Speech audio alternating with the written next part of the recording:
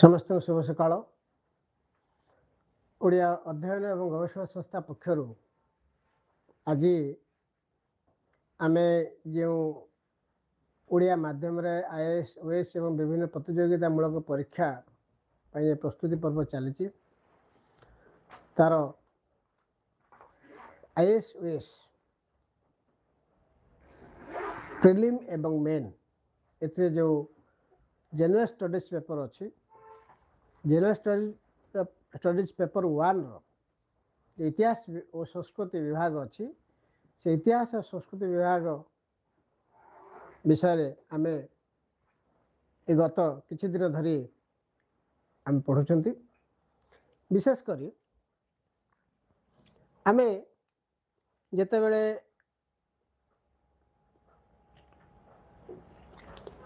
कौन सी विषय आलोचना करूँ से तार बैकग्राउंड बा तार भित्ति भूमि बा तार पाठ्य विषय आमे विशेषकर जानी था। तेणु वर्तमान आमे ए विषय आलोचना करने पूर्वर मु आउ थे पुणी मु मन पकई दूची जे आमे गत सप्ताह भितर कौन कौन पाठ करिसेंती। जेतेबेले इतिहास कथा आसुची मु कहिदिली इतिहास गोटे हला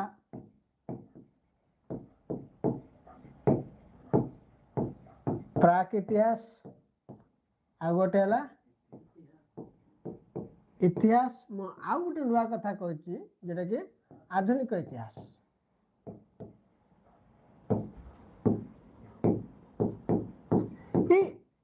इतिहास को जिते आम तीन भाग विभक्त करुँच आपे आम पाखे अच्छे प्राक इतिहास टी कौन। प्राक इतिहास हूँ मनीष बा मानव सृष्टि और ज्ञान प्राप्ति एथरे आसला शिकार पशुपालन इतिहास आसला कौन ये आसूँ मानव विकसित पर्याय। ये विकसित पर्याय आम कौन देखुचु तार ज्ञान प्राप्ति। ये जो शिकार और पशुपालन ये केवल बंचापी तार संघर्ष बंचापी संघर्ष किंतु इतिहास समय जो आम आसुचु ये क्या से ये बंचापी संघर्ष ना कहीं से बर्तमान पलि आसी कौटू तार पूर्ण जीवन जीविका स्थायी बसति स्थापन कला निजक शासन कर निजक श्रृंखलित करवा निज ज्ञान को विकास कर पर्याय आसीगले। तेणु विकसित पर्याय आम देखुचु कौन ना ज्ञानर विकास आउ शासनर विकास आउ कौन सुरक्षा। प्रथम मनुष्य असुरक्षित थिला बर्तमान से सुरक्षा हो गला सुरक्षित पाईगला तापर जिते सुरक्षित है क्या मध्यम सुरक्षित है ना शासन द्वारा सुरक्षित है गोटे श्रृंखलित शासन व्यवस्था आसला। श्रृंखलित शासन व्यवस्था द्वारा कौन जो सुरक्षा वृद्धि पाइला समय बढ़ला एवं सेटा से ज्ञान प्राप्ति रे विनियोग कला नहीं यहीटा तो भाविन 1750 पर्यंत गोटे क्रम विकसित पर्याय भारत में उत्थान पतन दिग आम देखुचे के ना ख्रीष्टपूर्व 6ठ शताब्दी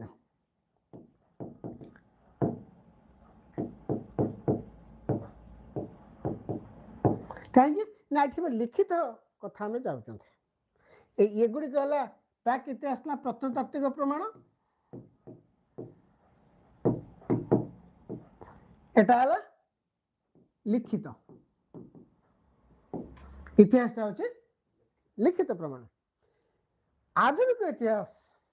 आसूची कौटी ना 1750 रु वर्तमान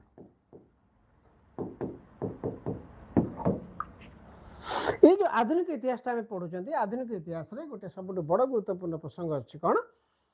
ना 1750 कहीं 1750 आम इंग्रेज 1757 जो इंग्रेज प्रथम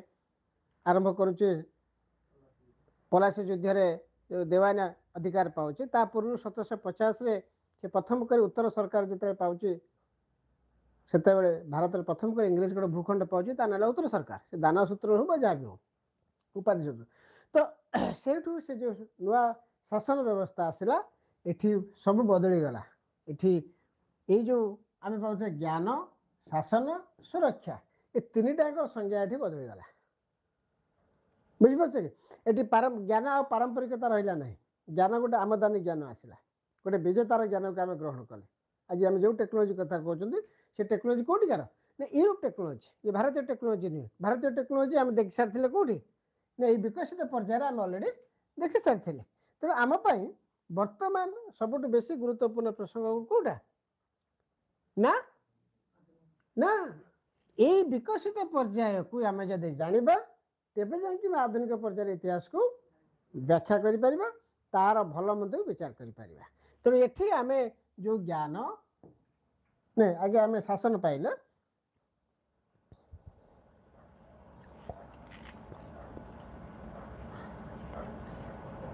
ए जो शासन पाले आमे पाउछन कोन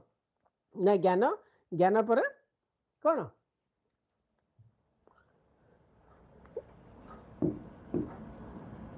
ज्ञान शासन आ गोटे सुरक्षा प्रथम आम जो शासन पाइले शासन रे निजे को असुरक्षित मन कले असुरक्षित मन कला पर आमर ज्ञान असुरक्षित हो गला विभिन्न दिग गति कला तो जहाँ भी हो किए विभिन्न संज्ञा रूप में नौ आम सियाड़ को जीवानी आम केवल गोटे कथा कहवा जे आमर शासनगत जो ढांचा आम से देखी से आम सब बड़ गुरुत्वपूर्ण कथा कौन ना सभ्यता और संस्कृति को जिते आम जाना से ही आम गोटे भल प्रशासक टे हो पारिबा से दृष्टि आम देखा जिते बड़े आम पढ़ुंट इंडियन कल्चर कथा जो आसूची से आम प्राचीन भारत एनसेंट इंडिया प्रथम कौन देखिले आर्ट फ्रॉम आर्किटेक्चर एवं लिटरेचर ये तीन टाक गुरुत्व देवाक पड़ो मुझे बर्तमान पढ़ाऊँ मुझे सबुड़ा को मिसई पढ़ाऊँ एवं रॉक आर्ट कथा कही इंडस वैली सिविलाइजेशन कथा कही बर्तमान मौर्य बुद्धिस्ट गुप्त ये गुड़ाक सब जो आमर आलोचना करा कथा धीरे धीरे आम करवा ये समुदाय इतिहास जो आमर आलोचना पर्याय रोचे ता भितर गुरुत्वपूर्ण कथा हूँ कौन ना आम पाई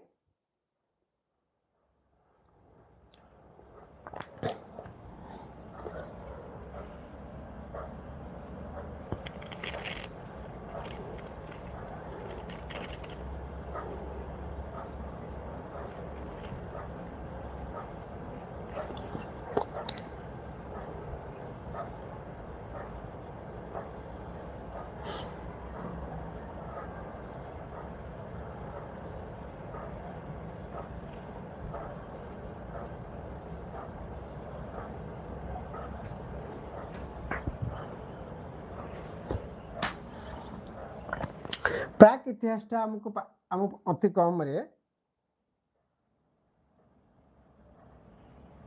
ये जो प्राक इतिहास कथा में आलोचना करुले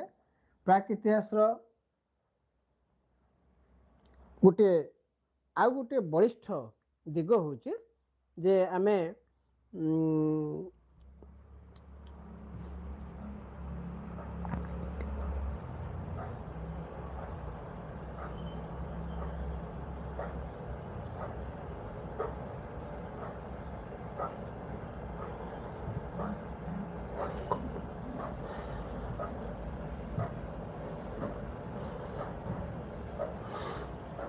वैदिक साहित्य प्राक इतिहास गोटे गुरुत्वपूर्ण दिग हूँ वैदिक साहित्य। वैदिक साहित्य जितेबाला आम आलोचना करुचु मुझे कहती जितेबाला ज्ञान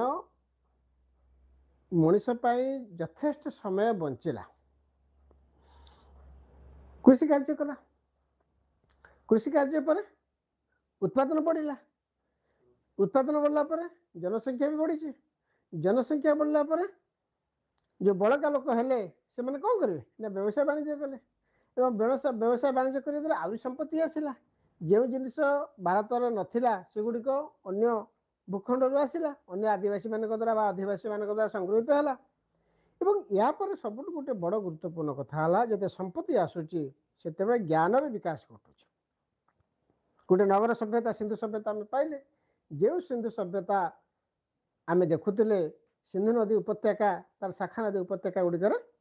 थिला से सिंधु सभ्यतार जिते बड़े धीरे धीरे नगरीकरण ग्राम केन्द्रिक हो जाऊँच ब्रोंचर प्रभाव कमी जाऊँच लुहार प्रभावटा बढ़ुଛି लुहार प्रभाव से आम कहीपर महानदी सभ्यता को जन्म दे सारी तो महानदी सभ्यता धीरे धीरे जिते विकास लाभ करूला ठीक से समय आम देखुचु सिंधु सभ्यतार प्रभाव ह्रास कर सिंधु सभ्यतार गोटे ज्ञान विज्ञानर सभ्यता देखा जहाँ को आम वैदिक सभ्यता बोली कहुच्छे अनेक समय कहती जो मैंने विशेषज्ञ ऐतिहासिक जो मैंने विषय आलोचना करपरिक आम कहीपर गंगाधर तिलक कहते साइबेरिया अंचल आर्य मैंने आसि आर्य कहले मु गत क्लास भी कही आर्य मैंने होती ये भारतीय लोक और शिक्षित लोक तुम परीक्षा कौन लिख से भाया क्वेश्चन तो पचारे आर्य किए कौटू आसी किंतु सेमानकर जो साहित्यिक विभव से ज्ञान परंपरा तार प्रश्न आसो कि मौलिक कथाटी आम मुंड भर रखा दरकार जे आर्य मैंने केवे भी बाहर आसी ना से सिंधु सभ्यतार शिक्षित गोष्ठी जो माने नगरीकरण बदल ग्राम्य अर्थनीति को सुदृढ़ कर विकसित कर जो मानकर मुख्य वृत्ति थिला कृषि आउ पशुपालन एवं कृषि पशुपालन भितर जो समय तक बढ़ला बा सामाजिक कल्याण पाई से निजर ज्ञान को जो परिप्रकाश कले जो ज्ञान को वितरण कले जो आलोचना पर्यालोचना निर्यास रे बाहरिला से ज्ञान रु सृष्टि है गोटे नुआ तत्व जहाँ को आम कहीपर वैदिक साहित्य। तो वैदिक साहित्य साधारणतः आम देखिले चारि प्रकार कौन ऋक् साम यजु अथर्व नहीं तमर ओडिशार पिपलाद शाखा अथर्व वेदर पिपलाद शाखा कौन मिली मयूरभंज मिली तुम जाच ऋक् साम यजु आपको ये तीनोटी वेद को त्रयी कहुए ताल अथर्व वेद कहीं त्रयी कह ना एथरे कौन अच्छी से कौन नहीं अथर्व वेद अच्छी कहुए तंत्र मंत्र जंत्र अर्थात चिकित्सा संबंधी समस्त प्रकार कला कौशल तादेह रही ज्ञान रु टी अलग कर दिखाई ये सामाजिक जीवन प्रत्येक घटना गुड़िक व्याख्या करुवा बेले अथर्व वेदर जीवन को बंचार समस्त प्रकार मंत्र गुड़िक से रही तेज जहाँ भी आम ये जो वेद बा वैदिक सभ्यता आसला वेदर अर्थ कौन वेद अर्थ ज्ञान वेदर शब्द हूँ ज्ञान तेणु से ज्ञान को आधार करी वैदिक साहित्य दुई भाग में विभक्त कौन दुई भाग विभक्त गोटे है वेद बा मंत्र आ गोटे हूँ ब्राह्मण बा मंत्रर व्याख्या ये बुझीपार ब्राह्मण किए से जी मंत्र मंत्र व्याख्या व्याख्यात्मक जो आम टीका बोली कहीपर कि ब्राह्मण कहले परवर्ती समय गोटे जाति होगा अर्थात जो माने वेद को व्याख्या कले सी कौन हो ब्राह्मण हो गले आसला ब्राह्मण टर्म बुझीपार मुझे जिते बड़े आमर आसूची मनीष जिते जंगल आसिक गुंफार बास कला से जो श्रम विभाजन होता श्रम विभाजन दुई प्रकार गोटे पुरुष गोटे नारी जड़े उत्पादक आ जड़े सुरक्षा प्रदान करी ब्रोंज सभ्यता बेलू ताम्र सभ्यता बेलू आम कौन देखुं से चारि भाग व्यक्त नहीं से चारि भागटा कौन ना जड़े हूँ प्रथम नाई नाई प्रथम है उत्पादक आगे है उत्पादक उत्पादक गोष्ठी है बड़ आम ये देख आम बर्तन हो जाए कौन यहाँ ज्ञान ज्ञान किए से ब्राह्मण तापर आसला एतिकी तापर आसला सुरक्षा सुरक्षा किए से क्षत्रिय नहीं तापर आसला वैश्य एटा वाणिज्य एटा वैश्य एवं एटा कौन शूद्र सॉरी एटा उत्पादक हाँ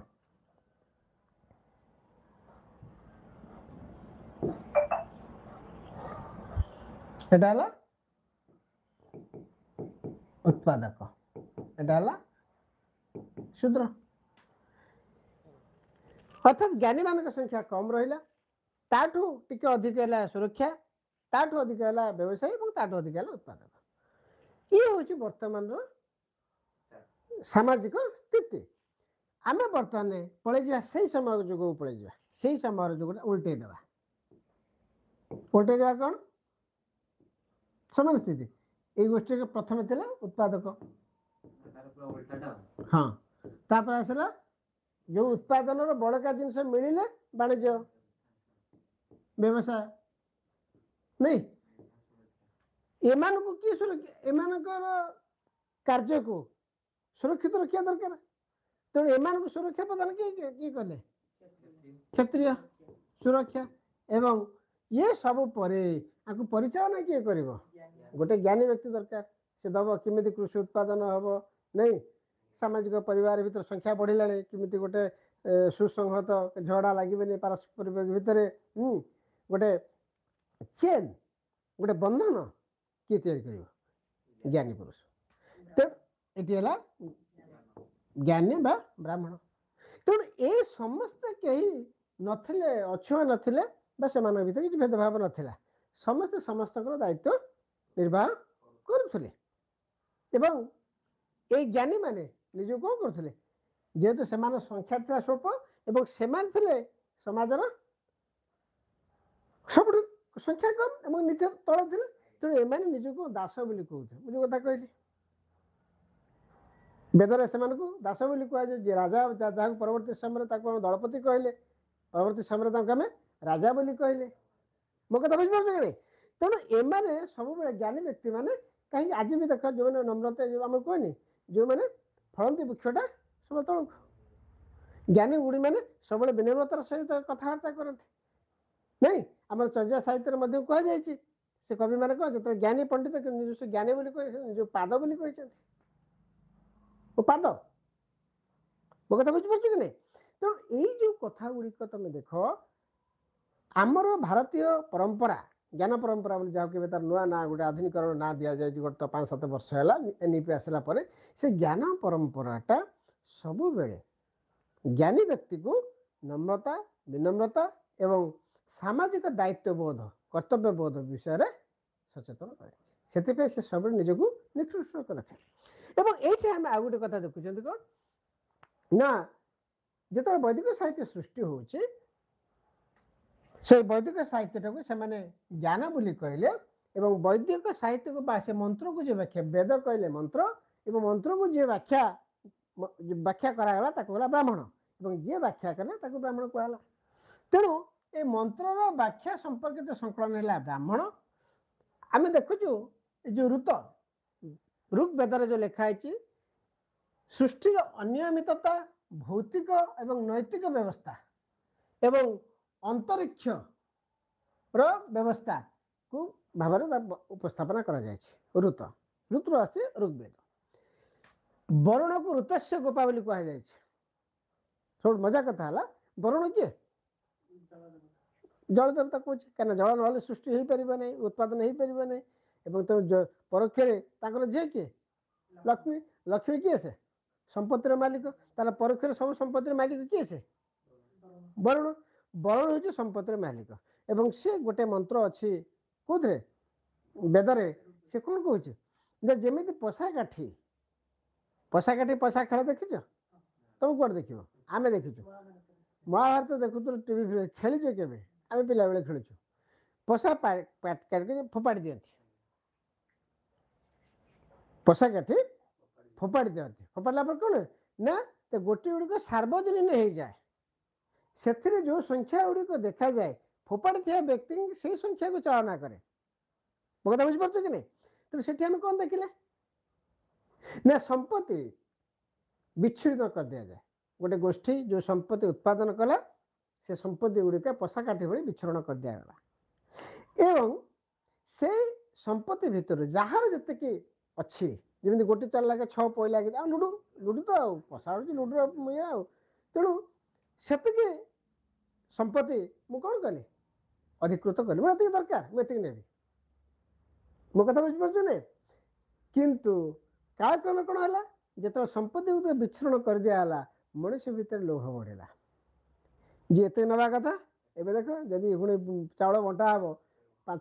ସରକାର କହିଦେଲେ 5 କିଲୋ ସମସ୍ତଙ୍କୁ ଦେବି। ଯଦି ସରକାର କହିଲେ ନା ତମର ଆବଶ୍ୟକତା ଅନୁସାରେ ଚାଉଳ ନିଅ, ତମେ କ'ଣ କରିବ?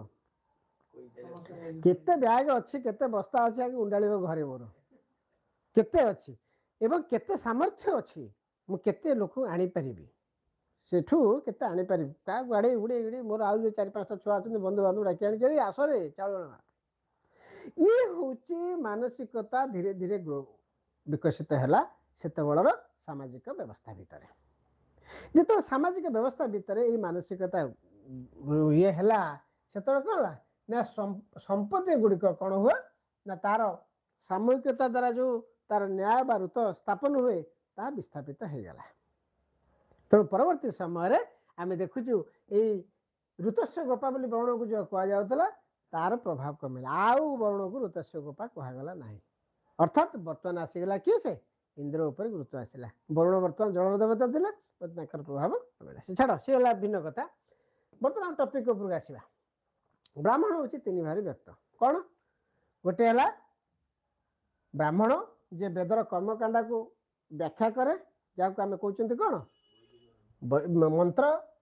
ତାପରେ ଆସିଲା ଆରଣ୍ୟକ, ଆଉ ତାପରେ ଆସୁଛି ଉପନିଷଦ। ଆରଣ୍ୟକ କ'ଣ ନା ବେଦ ବା ମନ୍ତ୍ରର ଏଠି ହେଲା କର୍ମକାଣ୍ଡର ବ୍ୟାଖ୍ୟା, ଏଠି ହେଲା ରହସ୍ୟବାଦୀ ବ୍ୟାଖ୍ୟା, ଯେଉଁଠି ତପସ୍ୟା ଉପରେ ଗୁରୁତ୍ୱ ଦେଉଛି। କେଉଁଟା? ଆରଣ୍ୟକ। କାହିଁକିନା ଅରଣ୍ୟ ନିବାସୀ, ଅରଣ୍ୟ ବାସ କରୁ, ଯେଉଁଟାକୁ ମୁଁ ତୁମକୁ କହିଥିଲି ମୁନି ଆଉ ଋଷି ଯେଉଁ କଥା ମୁଁ କହିଥିଲି ତମେ ଜାଣିଥିବ। ମୁନି କିଏ? ସେ ଯେ ନିରବତାର ସହିତ ଘନ ଜଙ୍ଗଲ ଭିତରେ ଆଶ୍ରମଟିଏ ସ୍ଥାପନ କରି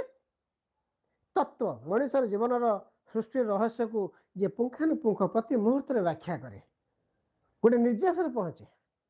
ଯେ ଜ୍ଞାନ ଦେବା ପାଇଁ ନିଜକୁ ସବୁ ସମୟରେ ପ୍ରସ୍ତୁତ ଥାଏ, ଜ୍ଞାନକୁ ସଂରକ୍ଷିତ ରଖେ, ମାନେ ତତ୍ତ୍ୱ ନିଷ୍କର୍ଷରେ ପହଞ୍ଚେ ଏବଂ ତାକୁ ସଂରକ୍ଷିତ ରଖେ। ଏବଂ ସେ ସଂରକ୍ଷିତ ଜ୍ଞାନକୁ ସେ କାହାକୁ ଦିଏ? ଋଷିକୁ ଦିଏ। ଯେମିତି ତମେ ତଥ୍ୟ କେଉଁଠୁ ପାଇଲ? ବହିରୁ, ପୁସ୍ତକରୁ ତମେ ପଢ଼ିଲ, ପଢ଼ିଲା ପରେ ତମର ଜ୍ଞାନ ଉଦୟ ହେଲା। ତମେ ଚାହିଁଲେ ତମେ ଶିକ୍ଷକ ହେଇପାରିବ, ତମେ ଚାହିଁଲେ ଗୋଟେ IAS ହେଇପାରିବ, ତମେ ଗୋଟେ ସୁବକ୍ତାଟିଏ ହେଇପାରିବ। କିନ୍ତୁ ତମ ପାଖରେ ଯଦି ପୁସ୍ତକ ବା ଜ୍ଞାନ ନଥିବ ତାହେଲେ ତମେ କିଛି ହେଇପାରିବନି। ତେଣୁ ସେ ଜ୍ଞାନ ଦେବାର ବ୍ୟକ୍ତିଟି ଥିଲା ମୁନି। ଏବଂ ଏଇ ଆରଣ୍ୟକ ଯେଉଁ କାର୍ଯ୍ୟକ୍ରମଟି ରହୁଥିଲା, ସିଏ ଯେ ବେଦ ମନ୍ତ୍ରକୁ ରହସ୍ୟବାଦୀ, ରହସ୍ୟ ଅର୍ଥ କ'ଣ ନା ଏଇ ଯେଉଁ ପୃଥିବୀରେ କେମିତି ସୂର୍ଯ୍ୟ ଆସୁଛି, କେମିତି ସୂର୍ଯ୍ୟ ଯାଉଛି, ଆଜି ତମେ ଦେଖ ଗ୍ରହ ନକ୍ଷତ୍ର ଯେଉଁ ନାମକରଣରୁ କ'ଣ ଭାରତୀୟ ନାମକରଣ, ଯେଉଁ ବୁଧ ଶୁକ୍ର ପୃଥିବୀ ମଙ୍ଗଳ ବୃହସ୍ପତି ଶନି ଗୁରୁ ଯାହା ତମେ କହୁଛ ଏ ସବୁ ଗୁଡ଼ିକ ହେଉଛି ଭାରତୀୟ ନାମକରଣ। କିଏ କରିଥିଲେ? ସେଇ ସମୟରେ ମୁନି ଋଷିମାନେ କରିଥିଲେ, ସେମାନେ ତାକୁ ଅନୁଧ୍ୟାନ କରି କରିଥିଲେ। ଉପନିଷଦ କ'ଣ ନା ଏଟା ହେଲା ରହସ୍ୟବାଦୀ ବ୍ୟାଖ୍ୟା, ଏଟା ହେଲା ଦାର୍ଶନିକ ବ୍ୟାଖ୍ୟା। ଦାର୍ଶନିକ ବ୍ୟାଖ୍ୟା କ'ଣ ନା ଏଠି ଆମେ ଯେଉଁ ଘଟଣା ଗୁଡ଼ିକୁ ଦର୍ଶନ କରୁ ପ୍ରତ୍ୟକ୍ଷ ଭାବରେ, ଏଠି କ'ଣ ପ୍ରତ୍ୟକ୍ଷ ଭାବରେ ନା ଜୀବନକୁ କୁହାହେଲା ଅଳିକ, ଜୀବନ ହେଉଛି କ୍ଷଣସ୍ଥାୟୀ। ଏଇଟା କହିଦେବାଟା ସହଜ, ଆମେ ସମସ୍ତେ କହିଦେଉଛନ୍ତି, ସମସ୍ତେ ଜାଣିଛନ୍ତି। ଆଚ୍ଛା, ଯଦି ଆମେ ଜୀବନଟା କ୍ଷଣସ୍ଥାୟୀ ବୋଲି ଜାଣିଛନ୍ତି, ଆମେ ଜୀବନରେ କିଛି ଅନ୍ୟାୟ କରୁନାହାନ୍ତି, କିଛି ଅନୀତି କରୁନାହାନ୍ତି, କିଛି ଖରାପ କାର୍ଯ୍ୟ କରୁନାହାନ୍ତି, ଆମେ ଯାହା କରୁଛୁ ସବୁ ଭଲ କାମ କରୁଛନ୍ତି। କାହିଁ କରୁଛନ୍ତି ନା ତା ଭିତରେ ରହିଛି ଗୋଟିଏ କ୍ଷଣିକ ମୋହ, କିଛି ବିଳାସ, କିଛି ସୁଖ। ଏ ବଞ୍ଚିଛୁ ଚାରବାକ କହିଲେ ଯେ ପର୍ଯ୍ୟନ୍ତ ବଞ୍ଚିଛ ଋଣ କରି ଘିଅ ଖାଅ, କିନ୍ତୁ ଚାରବାକ କ'ଣ କହିଲେ? ସେ ଘିଅ ପିଇବା ପାଇଁ କହିଲେ, ସେ କହିଛି କ'ଣ ଋଣ କରିକି ଗାଈଟିଏ ଆଣ, ଗାଈଟି ଆଣିକି ତାକୁ ପାଳ ପୋଷ ଯତ୍ନ ନିଅ, ନେଇକି କ୍ଷୀର ତିଆରି କର, କ୍ଷୀର ବିକ, କିମ୍ବା ସେଇ କ୍ଷୀରରୁ ସର ବାହାର କର, ଲହୁଣୀ ବାହାର କର, ତା ଦେହରେ ଘିଅ ବାହାର କର, ଘିଅ ଖାଅ। ଅର୍ଥାତ୍ ତମର ବ୍ୟବସାୟ ଉତ୍ପନ୍ନ ହେଲା, ତମ ଶରୀର ମଧ୍ୟ ସୁସ୍ଥ ରହିଲା। ସେ କହିନାହାନ୍ତି ଋଣ କରି କେତେ ଘିଅ ପିଇ ପାରିବ, ଥରେ ତମକୁ ଋଣ ଦେବ, ଦ୍ୱିତୀୟ ଥର ସେ ଋଣ ମାଗିବାକୁ ଆସିବ, ତାପରେ ସେ ତ ଋଣ ଦେବ କି, ତମ ଦା ବଞ୍ଚି ନଥିବ। ତେଣୁ ସେ ଗୋଟେ ଜୀବନର ଅନୁଭୂତିଟାକୁ କହିଥିଲେ ଏଇଟା ହେଉଛି ଦର୍ଶନ। ସେ ଦର୍ଶନକୁ ବୁଝିବା ପାଇଁ ବ୍ୟକ୍ତିର ସେ ମାନସିକତା ଥିବା ଦରକାର। ମୋ କଥା ବୁଝିପାରୁଛ କି ନାହିଁ? ଯେମିତି ଆମର ଗୋଟେ ବଢ଼ିଆ ମେଳା ଅଛି, ତ୍ରିନାଥ ମେଳା। ତ୍ରିନାଥ ମେଳାରେ କ'ଣ ଅଛି? ଗୋଟେ ଗପଟି ଅଛି, ଛୋଟିଆ ଗପଟେ, ପ୍ରତି ସୋମବାର ଆଗରୁ ସବୁ ହେଉଥିଲା, ସୋମବାର ନାହିଁ ସନ୍ଧ୍ୟାବେଳେ ସବୁ ହୁଏ, ବାରେ 10-15 ପୃଷ୍ଠା, ଯେଉଁ ଗୋଟେ ଛୋଟ ଚଟି ବହିଟିଏ 8-10 ପୃଷ୍ଠାର ନାଇଁ, ସେଥିରେ ଗୋଟେ କାହାଣୀ ଅଛି। କାହାଣୀ କି ନା ଗୋଟେ ଛୋଟ ଆଉ ଅନ୍ଧ, ସିଏ ଭାବିଲେ ଯିବେ ଗୋଟେ ପାଖ ଗାଁରେ ମେଳା ହେଉଛି, ଘରେ ବସିଛନ୍ତି, କିଛି ବିକ୍ରି ହେଉନି, ସେଠୁ ଦିନ କଲେ ଆମେ ଦେଖ ତୁ ବି ଛୋଟା ମୁଁ ବି ଅନ୍ଧ, ଭାରି ଇଚ୍ଛା ହେଉଛି ଯିବା ପାଇଁ, ଗୋଟେ କାମ କଲେ ହୁଅନ୍ତା କ'ଣ ନା ତୁ ହେଲୁ ଅନ୍ଧ, ତୁ ଚାଲିପାରିବୁ, ମୁଁ ହେଲି ଛୋଟା, ମୁଁ ଦେଖିପାରିବି, ତେଣୁ ଆମେ ଦୁଇ ଜଣ ମଧ୍ୟ ସନ୍ଧି କରିଦେବା। ମୋ କଥା ବୁଝିପାରୁଛୁ କି ନାହିଁ? ସନ୍ଧି କ'ଣ ନା ସନ୍ଧି ହେଉଛି ଯେ ଆମେ ଯଦି ତୁ ମୋତେ କାନ୍ଧରେ ବସେଇବୁ, ମୁଁ ଚାଲିପାରିବିନି, ମୁଁ ସେଠି ଯିବି, ଯାହା ଯାହା ଦେଖିବି ତତେ ମୁଁ ବର୍ଣ୍ଣନା କରିବି, ହେଇ ଦୋଳି ଚକ୍ରୀ ବୁଲୁଛି, ହେଇ ସେଠି ବାଜା ବାଜୁଛି, ହେଇ ସେଠି ଲଡ଼ୁ ବିକ୍ରି ହେଉଛି, ବଢ଼ିଆ ବଢ଼ିଆ ରସଗୋଲା ନାଇଁ, ସିଏ ମୁଁ ବର୍ଣ୍ଣନା କରି ତୁ ସେଇ ହିସାବରେ ତୁ ତୋର ଅନୁଭବ କରିବୁ। ଆଉ ସନ୍ଧି ହେଉଛି କାହା ଭିତରେ ନା ଗୋଟେ ଛୋଟା ଆଉ ଅନ୍ଧ। ଛୋଟା କିଏ? ସେ ଯିଏ ଦୂରକୁ ଦେଖିପାରେ, ଯାହାର ଦୂରଦୃଷ୍ଟି ସମ୍ପନ୍ନ, ଯିଏ ହେଉଛି ଦାର୍ଶନିକ, ଦର୍ଶନ ଶକ୍ତି ଯାହାର ଅଛି ସେ ତ ଦାର୍ଶନିକ ନା। ତେଣୁ ଛୋଟା କିଏ? ସେ ଛୋଟା ହେଉଛି ଦାର୍ଶନିକ। ସେ କ'ଣ ଦେଖୁଛି? ସେ ମେଳା ଦେଖୁନି, ଏ ସଂସାରଟା ହେଉଛି ଗୋଟିଏ ମେଳା ନାଇଁ, ସଂସାରଟା ହେଉଛି ଗୋଟିଏ ମେଳା, ଯିଏ ସଂସାରର ପ୍ରତ୍ୟେକ ଗୁଣକୁ ଅନ୍ତର୍ଭେଦୀ ଘଟଣା ଗୁଡ଼ିକୁ ପୁଙ୍ଖାନୁପୁଙ୍ଖ ଭାବରେ ଦେଖୁଛି। କ'ଣ ସମସ୍ୟା ରହିଛି ମଣିଷ ଜୀବନର ଦୁଃଖ, ମଣିଷ ଜୀବନର ସୁଖ, ମଣିଷର ବାସ୍ତବତା, ମଣିଷର କର୍ମ, ଏ ସବୁ ଗୁଡ଼ିକ ସମ୍ପର୍କ, ଏ ସବୁ ଗୁଡ଼ିକ ସେ ଦେଖୁଛି। ଅନ୍ଧ କିଏ? ଅନ୍ଧ କିଏ? ଅନ୍ଧ ହେଉଛି ଜଣେ ସାଧାରଣ ମଣିଷ। ସେ କିଛି ଦେଖେ ନାହିଁ, ସେ ଖାଲି କର୍ମ। ରାତି ପାଇଲେ ମୁଁ କେମିତି ଯିବି ମୋ ବିଲ ବାଡ଼ି କାମ କରିବି, ମୁଁ କେମିତି ଯିବି, ରାତି ପାଇଲେ ଯେ ଟାଉଟର ହେଇଥିବ ମୁଁ କେମିତି ଟାଉଟର କରିକି ତାକୁ ବିପଦରେ ପକେଇବି, କିଏ କହିବ ମୁଁ ଚୋରି କରିବି, କିଏ କହିବ ରାଜନୀତି କରିବି। ସମସ୍ତେ ଏ କର୍ମ ଭିତରେ ଯେତେବେଳେ ରହିଗଲେ ଜୀବନକୁ ଚିହ୍ନିବାର ଯେଉଁ ମୁହୂର୍ତ୍ତଟି ସେମାନେ ହରେଇ ବସନ୍ତି। ତେଣୁ ସଂସାରଟା ତାଙ୍କ ପାଇଁ କ'ଣ ପାଲଟିଗଲା? ଅନ୍ଧ। ଗୋଟେ ଚଟି ବହିଟିଏ, କେତେ ଚମତ୍କାର କଥାଟିଏ ସେ କହିଦେଲା। ମୋ କଥା ବୁଝିପାରୁଛ ନାଇଁ? ଦର୍ଶନ କେମିତି ଆସୁଛି? ଦର୍ଶନ ଯାହା ପାଖରେ ଛୋଟା, କେସି କୁଆଡ଼େ ଯାଇପାରିବନି, ସେ ତ ଗୋଟେ ଜାଗାରେ ବସିଲା ନା। ତେଣୁ ଛୋଟାର କଥାଟାକୁ, ଦାର୍ଶନିକ ଚିନ୍ତାଧାରାଟାକୁ କିଏ ବ୍ୟାପ୍ତ କଲା ନା ଅନ୍ଧ। ଖଞ୍ଜଣି ବଜେଇଲା ନାଇଁ, ଖଞ୍ଜଣି ବଜେଇକି ଗୀତ ଆରମ୍ଭ କଲା, ଭାଗବତ, କର୍ମ ତୋର ନିଜ ଗୁରୁ ଉଦ୍ଧବ କେତେ ତୁ ପଚାରୁ, କର୍ମ ତୋର ସବୁ କିଛି, ଆଉ କିଛି କର୍ମକୁ ଛାଡ଼ିଦେଲେ କିଛି ନାହିଁ। ସୁକର୍ମ କଲେ ଭଲ ଫଳ ପାଇଲୁ, ଅନ୍ୟମାନେ ତୋତେ ପରିଚିତ କଲେ, ଅନ୍ୟମାନଙ୍କ ଠାରୁ ତୁ ପୂଜା ପାଇଲୁ। କୁକର୍ମ କଲେ ଅନ୍ୟଠାରୁ ନିନ୍ଦା ପାଇଲୁ, ସମାଜରେ ତୋତେ ସ୍ଥାନ ନାହିଁ, ତୁ ଘରୁ ବାହାରି ପାରିବୁନି। ଇଏ ହେଲା ଦାର୍ଶନିକ ଚିନ୍ତାଧାରା। ଏଇ ଦାର୍ଶନିକ ଚିନ୍ତା କୋଉଥିରେ ଅଛି ନା ଉପନିଷଦର ଅଛି। ବୁଝିପାରୁଛ? ତେଣୁ ମନ୍ତ୍ରର, ବୈଦିକ ମନ୍ତ୍ର, ଦାର୍ଶନିକ, ଏ ତିନିଟା କଥା ଇମ୍ପୋର୍ଟାଣ୍ଟ। ବୈଦିକ ଯେଉଁ ବେଦର ଯେଉଁ ରହିଛି, ବେଦର ଦାର୍ଶନିକ ବ୍ୟାଖ୍ୟାଟା ହେଲା ଉପନିଷଦ, ବେଦର ରହସ୍ୟବାଦୀ ବ୍ୟାଖ୍ୟା ହେଲା ଆରଣ୍ୟକ, ଏବଂ ବେଦର କର୍ମକାଣ୍ଡ ବ୍ୟାଖ୍ୟା ହେଲା ବ୍ରାହ୍ମଣ। ତୁ ବ୍ରାହ୍ମଣ ପୂଜା କରୁଛୁ ବର୍ତ୍ତମାନ, ତୁ କ'ଣ କରୁଛୁ? କର୍ମକାଣ୍ଡ ବ୍ୟାଖ୍ୟା କରୁଛୁ। ମୋ କଥା ବୁଝିପାରୁଛୁ କି? ତେଣୁ କର୍ମକାଣ୍ଡ ଅର୍ଥ କ'ଣ ନା ଆମର ବିଭିନ୍ନ ପ୍ରକାର ଷୋଡ଼ଶ ଉପଚାର, ଯେଉଁ ବିଭିନ୍ନ ପ୍ରକାର ଯେଉଁ ରହିଛି, ମଣିଷର ଜନ୍ମଠୁ ମୃତ୍ୟୁ ପର୍ଯ୍ୟନ୍ତ ବିଭିନ୍ନ ପ୍ରକାର ଅଛି, ଚକ୍ରଟା ରହିଛି, ତାକୁ ବିଭକ୍ତ କରାଯାଇଛି। ତାକୁ କିଏ ବ୍ୟାଖ୍ୟା କରିବ? ବ୍ରାହ୍ମଣ। ଠିକ କଥା କହୁଛୁ। ବ୍ରାହ୍ମଣ ମାନେ ଏ ବ୍ରାହ୍ମଣ ନୁହଁ, ଏ ଠକଟା, ଇଏ ପଇସା ନ ନେଲେ କିଛି କହିବନି। ତୁ ଯାଇଛୁ କେବେ? ବିନା ପଇସାରେ ପୂଜା କରୁଛୁ? ଜମା କରିବୁନି, ତୁ ଠକଟା। ବ୍ରାହ୍ମଣ କହିଲେ ଏ ବ୍ରାହ୍ମଣ, ବୁଝିପାରୁଛ ଯିଏ ବେଦ କର୍ମକାଣ୍ଡ ବ୍ୟାଖ୍ୟା କରିବ ଇଏ ତ ଏମିତି ବ୍ୟାଖ୍ୟା କରିବ ଯେ ମୁଁ ତ ବୁଝିପାରିବିନି ଆଉ ଯଦି ବୁଝିପାରିଲେ ହାତ ଡାକିବିନି ଠିକ ନା ବୋଲୁ ତୁ ରାଗିବୁନି ବା ହଁ ଇଏ ହଉଛି ତାପରେ ଆସିଲା କ'ଣ ନା ସବୁଠୁ ତାର ଏଇ ଆମେ ତିନିଟା କଥା କହିଲେ ବେଦକୁ ତିନି ଭାଗ ବ୍ୟକ୍ତ କରିଦେଲେ ପ୍ରଥମେ ହେଲା ବ୍ରାହ୍ମଣ ନା ବେଦ ଦୁଇ ପ୍ରକାର ଗୋଟେ ହେଲା ମନ୍ତ୍ର ଆଉ ଗୋଟେ ହେଲା ମନ୍ତ୍ର ବ୍ୟାଖ୍ୟା ବା ବ୍ରାହ୍ମଣ ନାଇଁ ବ୍ରାହ୍ମଣ ତିନି ଭାଗ ବ୍ୟକ୍ତ ଏଇଟା ସବୁ ଯାକ ମନେ ରଖ ଏଇଟା ସବୁ ତମର ଜୀବନର ଖାଲି ପରୀକ୍ଷା ପାଇଁ ନୁହଁ ଆୟୁଷ ପରୀକ୍ଷା ପାଇଁ ନୁହେଁ ତମ ଜୀବନର ପ୍ରତି ମୁହୂର୍ତ୍ତ ଦରକାର ପଡ଼ିବ ଗୋଟେ ସୁବକ୍ତା ହେବା ପାଇଁ ଗୋଟେ ବିଷୟରେ ଆଲୋଚନା କରି ତାତ୍ତ୍ୱିକ ଆଲୋଚନା କରିବା ପାଇଁ ତଥ୍ୟ ଗୁଡ଼ିକ ତମ ପାଖରେ ରହିବାର ନିହାତି ଆବଶ୍ୟକ ଅଛି ଖାଲି ପରୀକ୍ଷା ପାଇଁ ମୁଖସ୍ଥ କରିଦେଲେ ହେବନି ଏଇ ଯୋଉ ଆସିଲା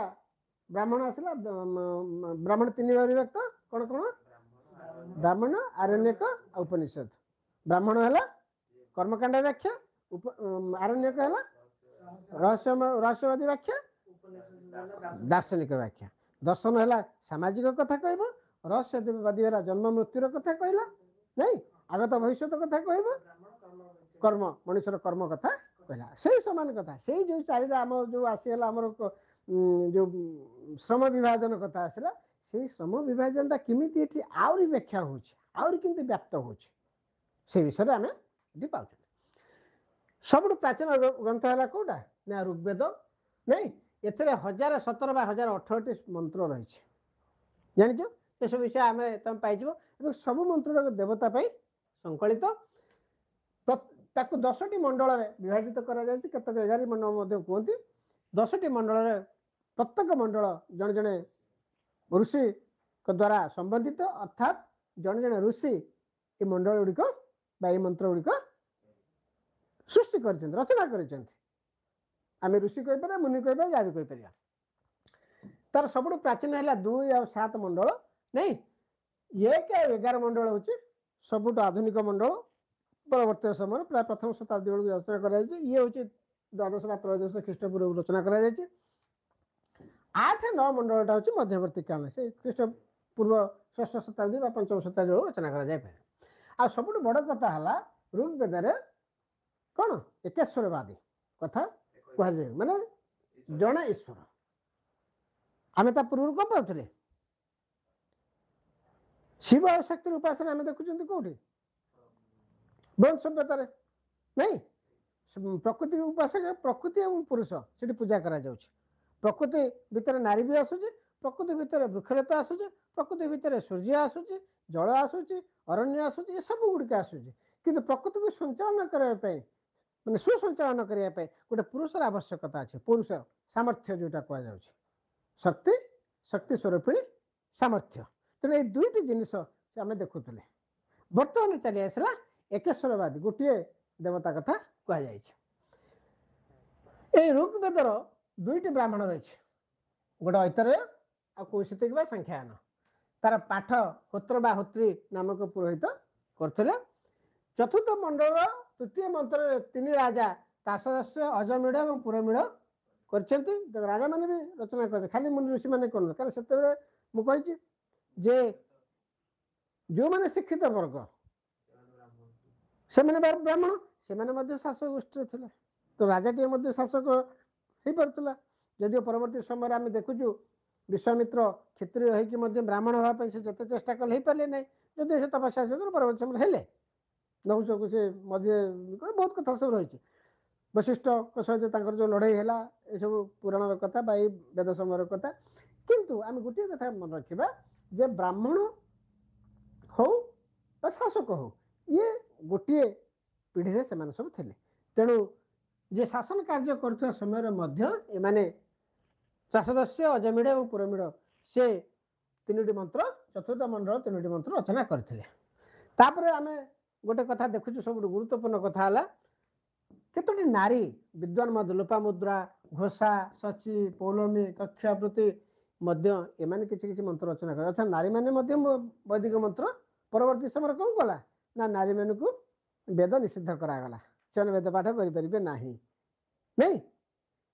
ତାମାନେ କ'ଣ ଯଦି ନାରୀମାନେ ରଚନା କରିପାରିଲେ ନାରୀମାନେ ପାଠ କରିପାରନ୍ତି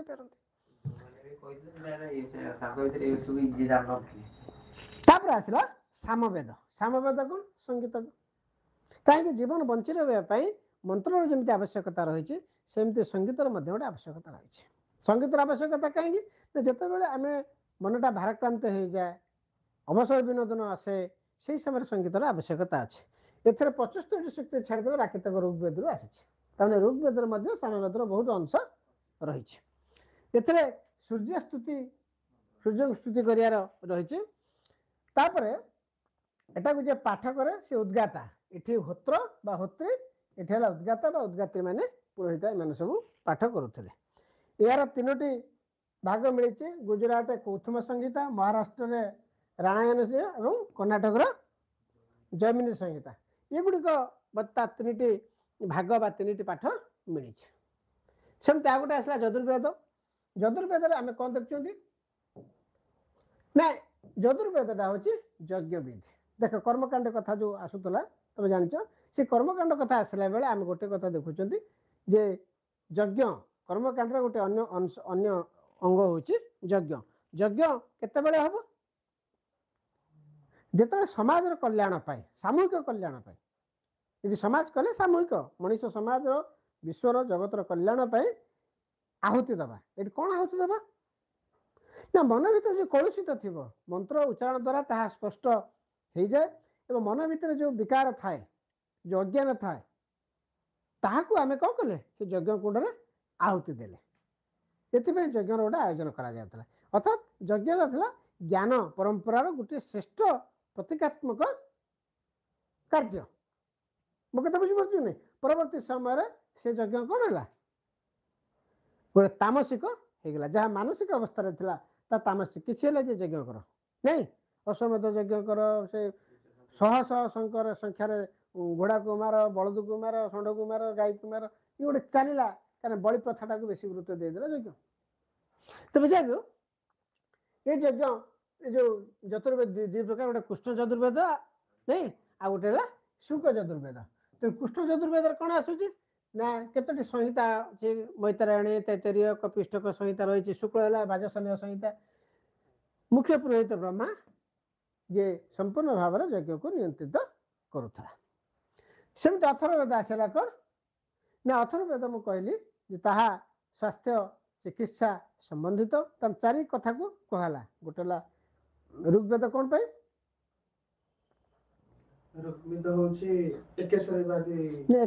आध्यात्मिकता को आसूची सामटा है संगीत यदु है यज्ञ एवं अथर्ववेद स्वास्थ्य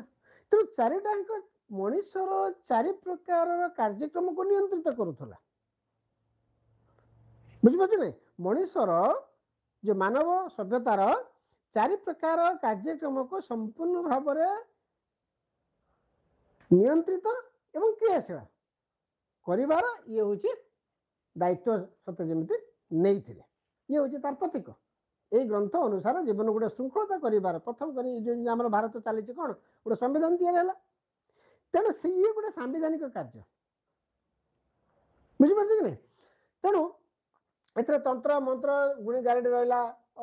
भारतीय औषधि एवं विज्ञान संबंधी सूचना मिलला ए पशु संख्या वृद्धि प्रार्थना बुझीपार एथिरे अंग मगध भली महाजनपद और चांदीर उल्लेख रही तेणु से कहुए अथर्ववेदटा हूँ अर्वाचीन बेसी प्राचीन नुह यार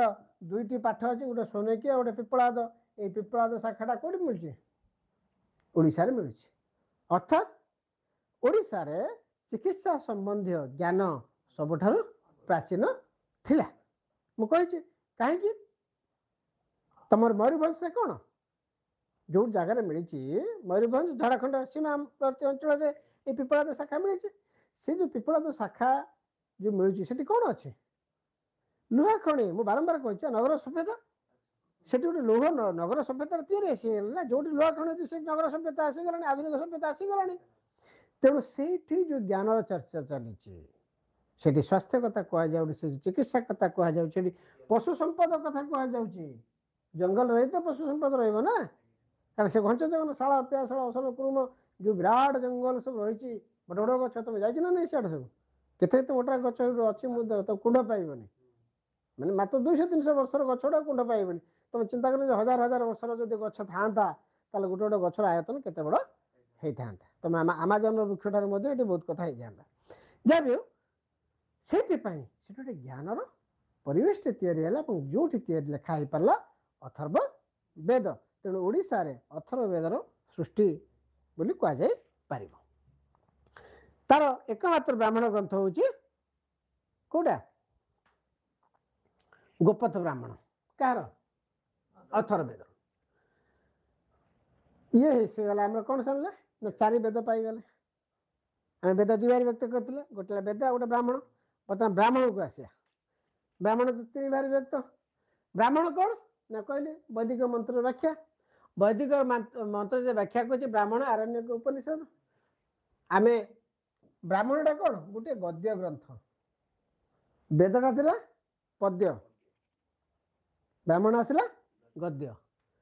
एते यज्ञ अनुष्ठान वर्णना करा वेद मंत्र हूँ कर्मकांड कथा कहुई तार ऋग्वेद सहित संपर्कित ऐतरीय कौशिक ब्राह्मण पंचविंश षड्विंश जमीन छांदोग्य एगुड़ा सामविंश सामवेद सहित संपर्कित ऐतरीय ब्राह्मण हूँ 10 पुरुष राज्य वर्णना मिले ऐतरीय ब्राह्मण में आम आउ गोटे कथा 64 युद्ध 64 जन 64 योद्धा द्वारा कुरु राजा सब आबद्ध होगी थाए बुझे बहुत कथा रही है शतपथ ब्राह्मण आम देखुचु राज्याभिषेक राज्य मान जो गांधार शल्य कोके कुरु पांचाल कौशल विदेह ये सब राज्य मान नाम चित्र उल्लेख कर छांदोग्य ब्राह्मण में जन्म विवाह संबंधित तथ्य गुड़ा स्तुति गुड़ा रही प्रार्थना गुड़िक रही बना मुझे बुझीपार ये सब विषय वस्तु सेमती आरण्यक आरण्यक है कौन मुझे मंत्र रहस्यवादी चेतना गुड़ व्याख्या करा यह 7 प्रकार अच्छा आउ सब बड़ कथा है कौन ने ये आरण्यकटा हूँ जैन धर्म को प्रभावित कर देखु परवर्ती समय पुणी जिते वैदिक मानसिकता आध्यात्मिकता पुणी आउ रेक्टिफाए हो परिष्कृत हो कथा बुझीपार नहीं से प्रथम आम देखु जैन धर्म कहीं जैन बौद्ध भर जैन धर्म प्राचीन नहीं जैन धर्म 24तम तीर्थंकर किए से महावीर जैन जी हूँ बुद्धंकर समसामयिक नहीं तेणु आम देखुचु जे ए जो आरण्यक जहाँ कौन रहस्यवादी चेतना व्याख्या करें जैन धर्म को प्रभावित कर 7 प्रकार अच्छे ऐतरेय सांख्यायन तैतरीय मैत्रायणी मानदंड बृहदारण्य छांदोग्य उपनिषद ये सब तुम जाच तापर आसीगला उपनिषद उपनिषद हूँ आम देखुचु दार्शनिक व्याख्या इथे मोक्ष प्राप्ति ज्ञान उपर गुरुत्व दिया देख प्रथम ज्ञान को गुरुत्व दिया वेदरे से कौन कहुला ना ज्ञान हूँ जीवन सबुठ महत्वपूर्ण अंग किंतु उपनिषद कौन कह ना ज्ञान हूँ मोक्ष प्राप्तिर प्रमुख मार्ग बुझीपार नहीं तेणु आम देखा मोक्ष प्राप्ति कथा जो आसूसी से आम कौन देखीदे ना ये बौद्ध धर्म को प्रभावित कर देखिले रहस्यवादी भावना जो आरण्यक जैनिक धर्म प्रभावित करुँच जहाँ दार्शनिक चेतना को जे प्रभावित करुँच उपनिषद ताहा बौद्ध धर्म ग्रहण कहीं ना ये कौन कौन ना मोक्ष प्राप्ति जीवन सबुठ बड़ दर्शन कौन शेष लक्ष्य कौन मोक्ष प्राप्ति आम ओडिया कौन कह तो जगार तो तो थारे मु लीन हो जाए अर्थात आउ जमी मु तो लीन हो अर्थ कौन मुझे बैक करी आउ पछक फेरबी मु मोक्ष प्राप्ति हो गला तो ये मोक्ष प्राप्ति भावनाटा आसूची कौन बौद्ध धर्म तेणु आ बहुत कथा अच्छे आम जो छांदोग्य उपनिषद अच्छी भितर गोटे अहं ब्रह्मसी बृहदारण्य छांदोग्य उपनिषद अच्छी मुंडक उपनिषद अच्छी सत्यमेव जयन्ते कठोपनिषद अच्छी जम नचिकेता संवाद बृहदारण्य उपनिषद याज्ञवल्क गार्गी संवाद एवं गायत्री मंत्र ऋग्वेदर तृतीय मंडल रही आम युवाक आलोचना कथा होगा अनेक समय आम जानी आम अजाणत सब प्रश्न गुड़िक परीक्षा पलि आसे तेणु ये विषय में आम गोटे संक्षिप्त सूचना रही आवश्यकता अच्छे कहीं आम जब युड़िक न जाना ताले कौन हम आम जो चार्ट करके संक्षिप्त भाव में ओडिशा भारतर प्राचीन संस्कृति को जाना चाहिए जानपारे आउ भारतीय इतिहास रे सबुठ गुरुत्वपूर्ण विषय हूँ प्राचीन संस्कृति आमे मौर्य पर्यंत बा मगध एवं कलिंगर उत्थान पर्यंत जो सामाजिक विधि व्यवस्थाटी थिला से सामाजिक विधि व्यवस्था को पुंखानुपुंखे जानिबार जो कौशल जो आवश्यकता ताहा ए वैदिक साहित्य एवं बौद्ध एवं जैन साहित्य रही तेणु ये तीनोटी अध्याय को आम केबे भी अतिक्रम बा व्यतिक्रम करिपरिबा नाही। तेणु आम देखुं कौन वेद गला उपनिषद गला ब्राह्मण गला तापर आसला कौन ना वेदांग ये वेदांग कौटा आम अथर्व वेदर परवर्ती पर्याय को आम कहीपर यह 6 प्रकार कौन शिक्षा कल्प व्याकरण निरुक्त छंद आउ ज्योतिष देख धीरे धीरे धीरे धीरे केमिति आम होची बर्तमान वेद थिला 4 नहीं वेद केते 4 ब्राह्मण बुझिपारछ कि नहीं ये आसला बेलू तापर आसला वेदांग हो गला 6 शिक्षा कल्पटा अलग अलग नहीं टाइपिंग एरर अच्छे शिक्षा कल्प व्याकरण निरुक्त छंद ज्योतिष तुमर ये आसला जिते बड़े आम मुनि ऋषि मैंने शिक्षा प्रदान आरंभ करदे से कौन शिक्षा गुरुत्व देले शिक्षा केमी दिजाव तार पद्धति गुड़ या कल्प व्याकरण ये सब जगह तार गोटे अंश निरुक्त छंद ज्योतिष क्या ज्योतिष कहले कौन गणित गणित गोटे अंश हाँ तेणु यही जो गुड़िक आसगला कौन ये जो शिक्षाटा आसला वैदिक स्वर शुद्ध उच्चारण हूँ शिक्षा बुझिपार शिक्षा कौन ना वैदिक जो स्वर रहा ताकू आम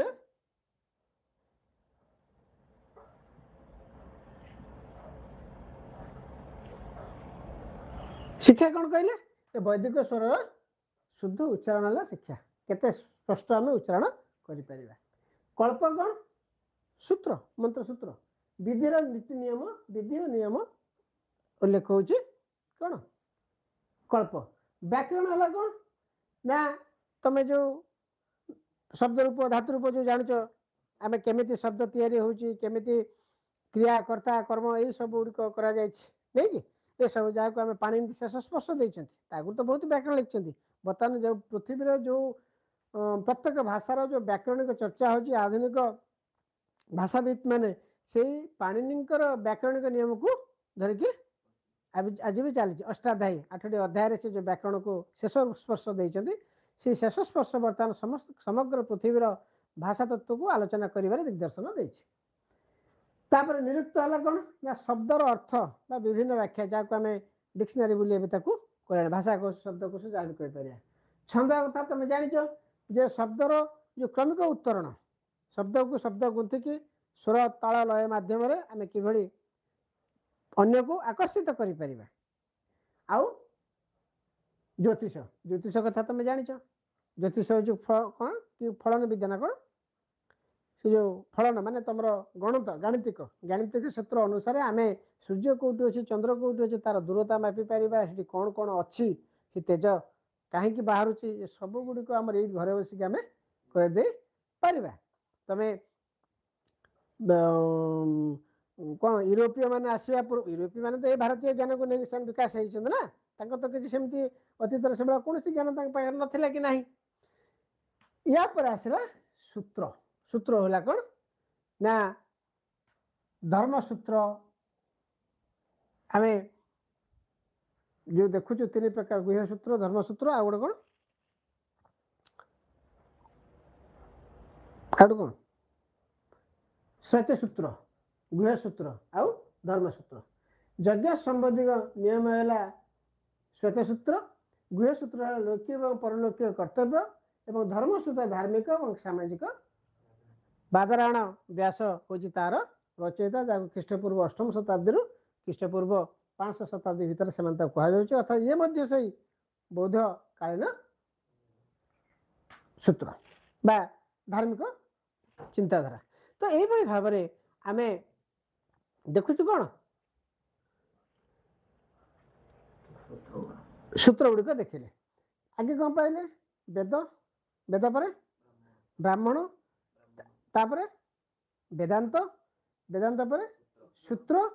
सूत्र पर आसला कौन स्मृति ग्रंथ बुझीपार ये स्मृति ग्रंथ माने ये सब जाक स्टेप बाय स्टेप जमी मनुष्य प्रथम माकड़ थिला जेली माछरू माकड़ माकड़ू तापर आदि मानव बर्तमान सभ्य मानव आस ठीक से भाव में ज्ञान जो विकसित होची से ज्ञानटा किभली भाव में स्तर स्तर देकी आसुची मो कथा बुझे जिते बड़े स्मृति ग्रंथ हो जाऊँगी से विभिन्न विद्वान माने एक ग्रंथ लिखा आरंभ है प्रथम लिखिले मनुस्मृति तापर याज्ञवल्क स्मृति तापर नारद स्मृति तापर पराशर स्मृति तापर कात्यायन स्मृति बृहस्पति स्मृति और गौतम स्मृति 7टी स्मृति ग्रंथ आम पाखे रही जहाँ भारतीय सामाजिक नीति भारतीय आदर्श भारतीय विधि व्यवस्था ये सबू को संपूर्ण भाव में परिचालित कबलित एवं अनुसरित बुझे ना सेमती आम गुह्य सूत्र देखु जो सूत्र ग्रंथ आम गुह्य सूत्र देखुचे 8 प्रकार विवाह कथा कहुई ब्रह्मसूत्र आम देखु जगत ईश्वर और ईश्वर विषय कहुई ईश्वर ही आम आत्मा एक कहुई एक ब्रह्म द्वितीय नास्ति जो कथा कह से ब्रह्म हूँ व्यक्ति व्यक्तिर आत्मा हूँ ईश्वर ये जो कथा गुड़िक आम ये देखा पाँच तापर आसला कौन ये जो ऐतिहासिक स्थिति को आम केमी चिन्हट करवा आम बर्तमान वैदिक सभ्यता पर्यटन पलि आसिले एपर्यंत आम आसीना परवर्ती वैदिक सभ्यता द्वारा प्रभावित अन्य धार्मिक चेतना और से कथा बर्तमान आम आलोचना को आसीना ये आम देखुं कौन ना जो ताम्र युग आरंभ हो ख्रीष्टपूर्व 4000 वर्ष 5000 वर्ष सेठू आम देखु गोटे सभ्यता जो क्रमिक उत्तरण घटी केमी जानते आमर अच्छी कौन ना माटी पात्र विकसित पर्यायटा ही गोटे सभ्यतार विकसित पर्याय को चिन्हट कै मुझे आगु कही जिते आम सिंधु सभ्यता देखुचु सिंधु सभ्यतार आम गोटे जिनस देखु ओसीपी बा गैरिक मृण्मय पात्र यही समय पूर्व भाग में लोह सभ्यता देखा 1500 1000 भर देखुची कला और लाल मृण्मय पात्र जो वैदिक सभ्यता आरंभ हो 1600 चित्रित दूसरे मृण्मय पात्र ये हूँ लौह जुगर गोटे पूर्ण विकसित अवस्था आसीगला एवं 600 पर उत्तरीय परवर्ती कालीन NBPW परवर्ती कालीन कला चिक्कण मृण्मय पात्र ये हूँ विकसित लौह जुगर समयटा एवं ये आम देखु कौन ना नगर सभ्यता तो देखी देते ये आसला कौन ना शासन व्यवस्था शासकीय ढांचा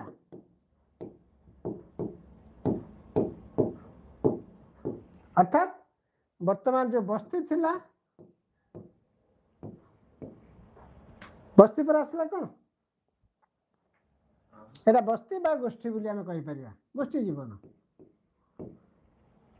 नहीं तापर आसला कौन नगर नगर जन्म देला क्या जनपद जनपद है कि नगर ग्रामांचल मिसी गोटे अंचल या छोटिया बेस नहीं छोट छोट जनपद एवं जनपद देला पर महाजनपद एबे तुम बुझी जाओ ये जो 2500 रु 1800 आम पूर्व 4000 कथा आसिले से आसला ये बस्ती बा गोष्ठी जीवन थिला जो 2500 रु 1500 पर्यंत आम जो देखुचे नगर सभ्यता थिला 1500 रु 1000 पर्यंत जोड़ा देखिले जनपद व्यवस्था थिला एवं 1600 पर आम देखले कौन महाजन व्यवस्था थिला ये महाजनपद परवर्ती समय कौन है ନା ସାମ୍ରାଜ୍ୟ।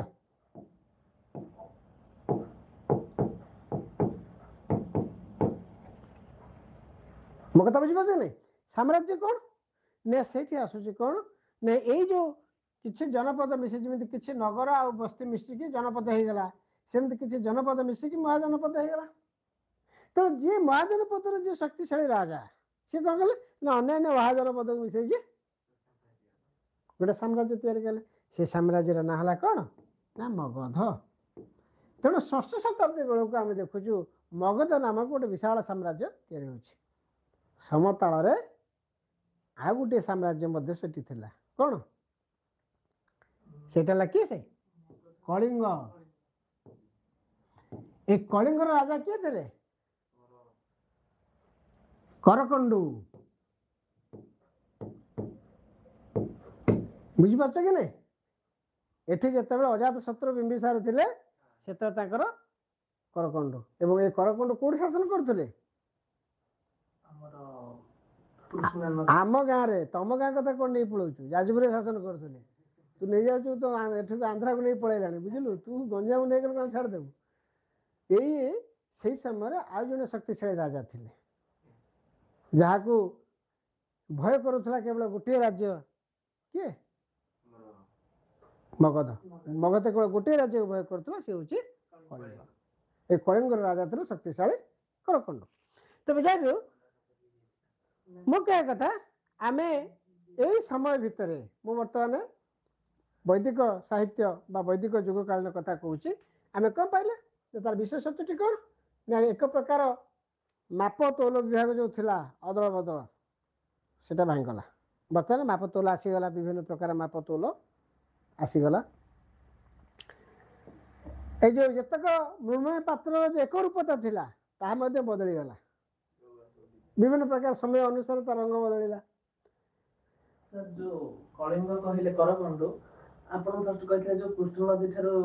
ଆରମ୍ଭ ହେଇଥିଲା ଯୋଉ ଶାସନଟା, ସେତେବେଳକୁ ରାଜା କିଏ ଥିଲେ? ସେଟା କୋଉ ରାଜ୍ୟ ଥିଲା? ଶୁଣ, ସେତେବେଳକୁ ସୀମା କିଛି ନଥିଲା। ସେତେବେଳକୁ ଯୋଉଠି ନଗର ସଭ୍ୟତା କଥା ମୁଁ କହୁଛି ସେତେବେଳେ ମଗଧର ସୀମା ବି କିଛି ନଥିଲା। ମୋ କଥା ବୁଝିପାରୁଛ କି? ଧର ଭୁବନେଶ୍ୱର ମାନେ କଳିଙ୍ଗ କହିଲେ ତମେ କେବଳ ବୁଝୁଥିଲା କାହାକୁ? ଭୁବନେଶ୍ୱରକୁ ଧର ବୁଝେଇଲା। ଭୁବନେଶ୍ୱର କହିଲେ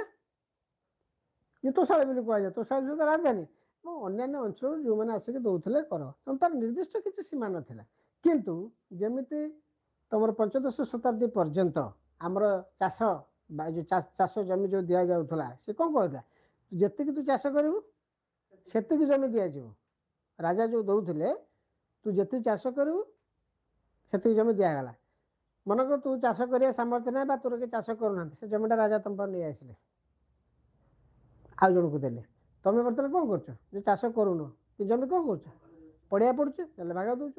ନହେଲେ ବିକ୍ରି କରିଦେଉଛ। ସେତେବେଳେ ସେ ଅପସନ୍ ତମ ପାଖରେ ନଥିଲା। କାହିଁକି ନା ଜମି ତମର ନୁହଁ, ଜମିଟା କାହାର? ସେଇଟା ବୁଝ। ସେଥିପାଇଁ ଜଗନ୍ନାଥଙ୍କ ଏତେ ଜମି କାହିଁ ବାହାରୁଛି? ମୋ କଥା ବୁଝିପାରୁଛ କି ନାହିଁ? ଭାରତର ସବୁଠାରୁ ଅଧିକ ସମ୍ପତ୍ତି ଥିବା ମାନେ ଥିବା ଦେବତା ହେଉଛି ହେଇପାରେ କିଏ? ସେ ଯେଉଁ ତିରୁପତି ହେଇପାରେ,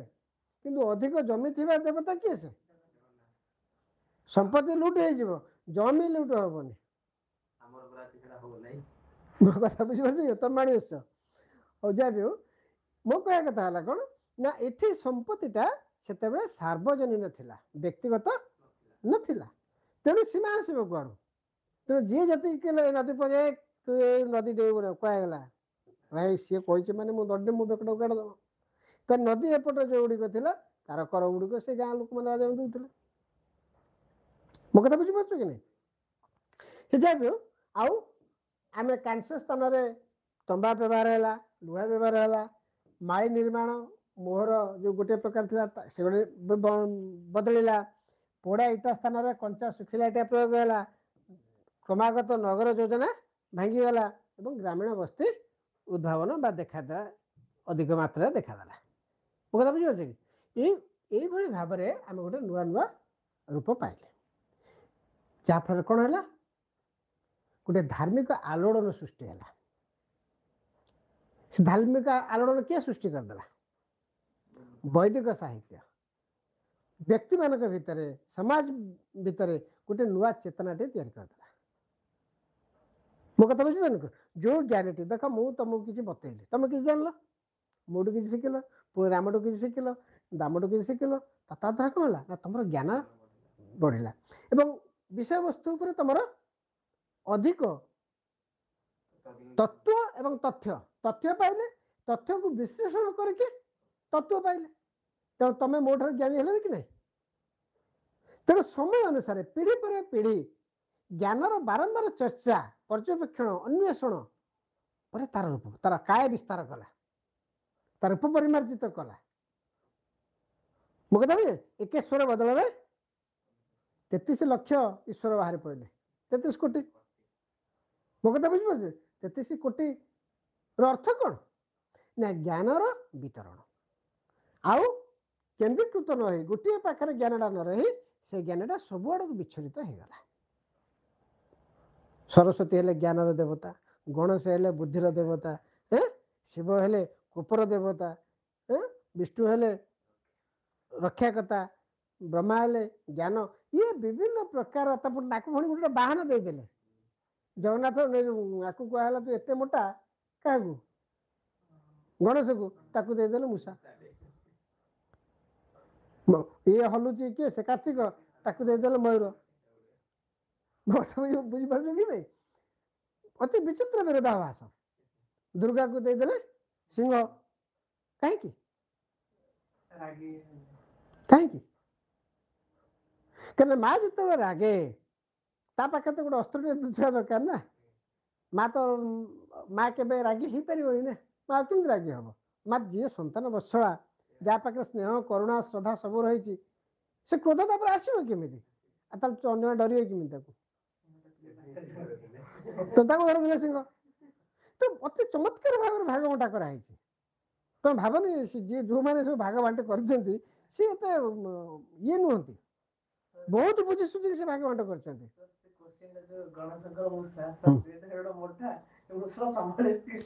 से कथा कहूँ परा मूषा सीना संभाली पारनी कि सब आड़े गली पशी पड़े तो बुद्धिटा के स्थिर रहे बुद्धिटा कौन जन पाखे रही कि गणेश मूषा भाया से चारिड़े जीव ना तो कह मोटा बुद्धि होगा गणेश भाया स्थिर होकर रहा स्थाणु होकर रहा प्रत्येक सिंबल वाहन सब दि जाए सिंह कौन करे सिंह कौन सब शिकार करे गर्जन कर भय देख शई पड़ माँ हूँ से ए बाबा आसला बाड़े पकेब सिंह रूप कि प्रकृत कौ सिंह आउ जो लगे दब त्रिशूल भूषी बुझीपार कि नहीं तेणु ये जो आम देखु वैदिक काल जो भौतिकवादी और उपयोगितावादी मानसिकता को प्रार्थना माध्यम मनीष सभ्यता बा मनीष समाज भितर गोटे नुआ ज्ञानर अंकुरोद्गमटा तैयारी कले ध्यान तपस्या प्रार्थना ये गोटे मानविक चिंता और चेतना को अति एभली भाव में प्रभावित कला तेणु जो मान पाखे टे अर्थ अच्छी बा समय अच्छी आरंभ कले ज्ञान चर्चा और ज्ञान चर्चा थोड़ा आरंभ है माने तुम विद्वान पलटि जी ही हम चर्चा न कल तुम चल तुम वृत्ति भितर रही जदि चर्चा कल ज्ञानी पलटि जी नहीं देख गाँव गोटे गोटे लोक जो देख बस चा दुकान बस गुली खटी करती से बढ़िया बढ़िया पॉलिटिकल थ्योरी सब दिखती मैंने तो मुख्यमंत्री कौन राष्ट्रपति या प्रधानमंत्री पाखे से थ्योरी न नहीं क्रिकेट खेल ना लोकटी क्रिकेट विषय से बढ़िया है एमती क्या बढ़ानी हुए तो से फील्ड को छाड़देले से न खेल पारे कि गोटे विजन बारंबार देखी देखी ता भर गोटे आनालीसिस मतलब ज्ञान एमती भाव वृद्धि घटी थाए ये समय एमती करते ये निष्पत्ति नहीं निश्चित सफल हम ये जो तत्वटा बारंबार बारंबार बारंबार मनुष्य शिखिला शिखी था तेणु आम ये जो भौतिकवादी उपयोगितावादी मानसिकता को प्रार्थना माध्यम जो शिक्षाटा कले से प्रार्थना परवर्ती समय ज्ञान परंपरा को विकसित कला जहाँफल कौन ना उत्तर वैदिक काल में आम देखिलु जे यज्ञ आउ पशुबली को आश्रय दिगला जो वैदिक काल में ज्ञान परंपरा गोटे विकसित भावनाटी तैयारी करथिला गोटे उन्नत मनुष्यर चिंता और चेतना को संपूर्ण भाव में प्रभावित करथिला ताहार विपुलायतन व्यापकता लोक मानक ठारे जेतेबेले ताहा अधिक भाव में ग्रहणीय हो गला से आउरी ज्ञान बढ़िला एवं आरंभ है कौन यज्ञ पशुबली उत्तर वैदिक काल मंत्र से नारी को मध्य बाहर कर दिया नारी पशि पार ना से आसीगला चारि वेद चल जो चारि कर्म ब्राह्मण क्षत्रिय वैश्य शूद्र या शूद्र मानक माने जी अधिक उत्पादक गोष्ठी जहाँपाई ये तीन टा दल बंची कहला तुम अछुआ तुम केवल आम सेवा कर कि शूद्र के सेवक नाला समस्त सेवक ना जी क्षत्रिय से को सेवा करनी जी व्यवसाय कर सेवा करनी जी मंत्र उच्चारण कर सेवा करूनी ताले सेवक भाव में कहीं शूद्र को कहगला ना ये कहगला जे शूद्रर जो कार्यटा एवं शूद्र मान संख्याटा एते अधिक तांका भितर एकता रहिला नाही जेहेतु तांका भितर एकता रहिला नाही विविधता बढ़िला तेणु तांको चापी रखिबार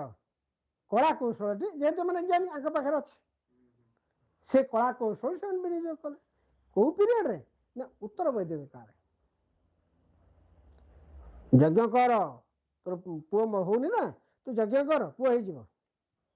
यज्ञ केमती करी ना एमती हम सेमती हम कौन सी पूजा कर तार छुआ हो तू पूजा कर तो छुआ हेनी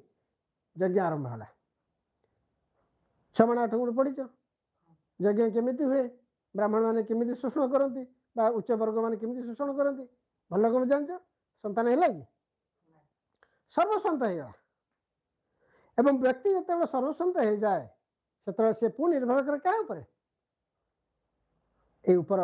गोष्ठी ऊपर निर्भर करे से वैश्यटी होता है से क्षत्रियटी होता है से ब्राह्मणटी होता है से कौन तार विश्वस्त ही पलटि जाए गुलाम पलटि जाए दासत्व को स्वीकार करे यही प्रभावटा यही समय एत मात्रा बढ़िला लोकों भितर असंतुष्ट सृष्टि है कहीं असंतुष्ट सृष्टि है क्या हुए तो यही जो शूद्र वैश्य सी हुए तो ता कर्म भितर से नियोजित थाई पारे किंतु ज्ञान तार फिटी जाइए ना ता वैदिक जुग ता पाखे ज्ञान भर्ती कर दी ज्ञान अर्थ जानिबार जिते मुझे निजक जानिली समाज को जानिली मो भीतर प्रतिक्रिया सृष्टि से प्रतिक्रिया परिवर्तन आने प्रतिक्रियाटा ही परिवर्तन आने तेणु वैदिक साहित्य जो सामाजिक समतार संकेत सृष्टि करिथिला उत्तर वैदिक काल कौन है ना ताहा गोटे परिवर्तित समाज तैयारी करिवार रास्ता टी फिटेदेला जहाँ परिणति आम देखुची धार्मिक आंदोलन बा विभिन्न मतवाद सृष्टि ये आंदोलन कले ये खंडा धरिक जाऊना विभिन्न मतवाद सृष्टि एवं से मतवाद भितर आम देखुचे ना 22 धार्मिक संप्रदाय देखाई 62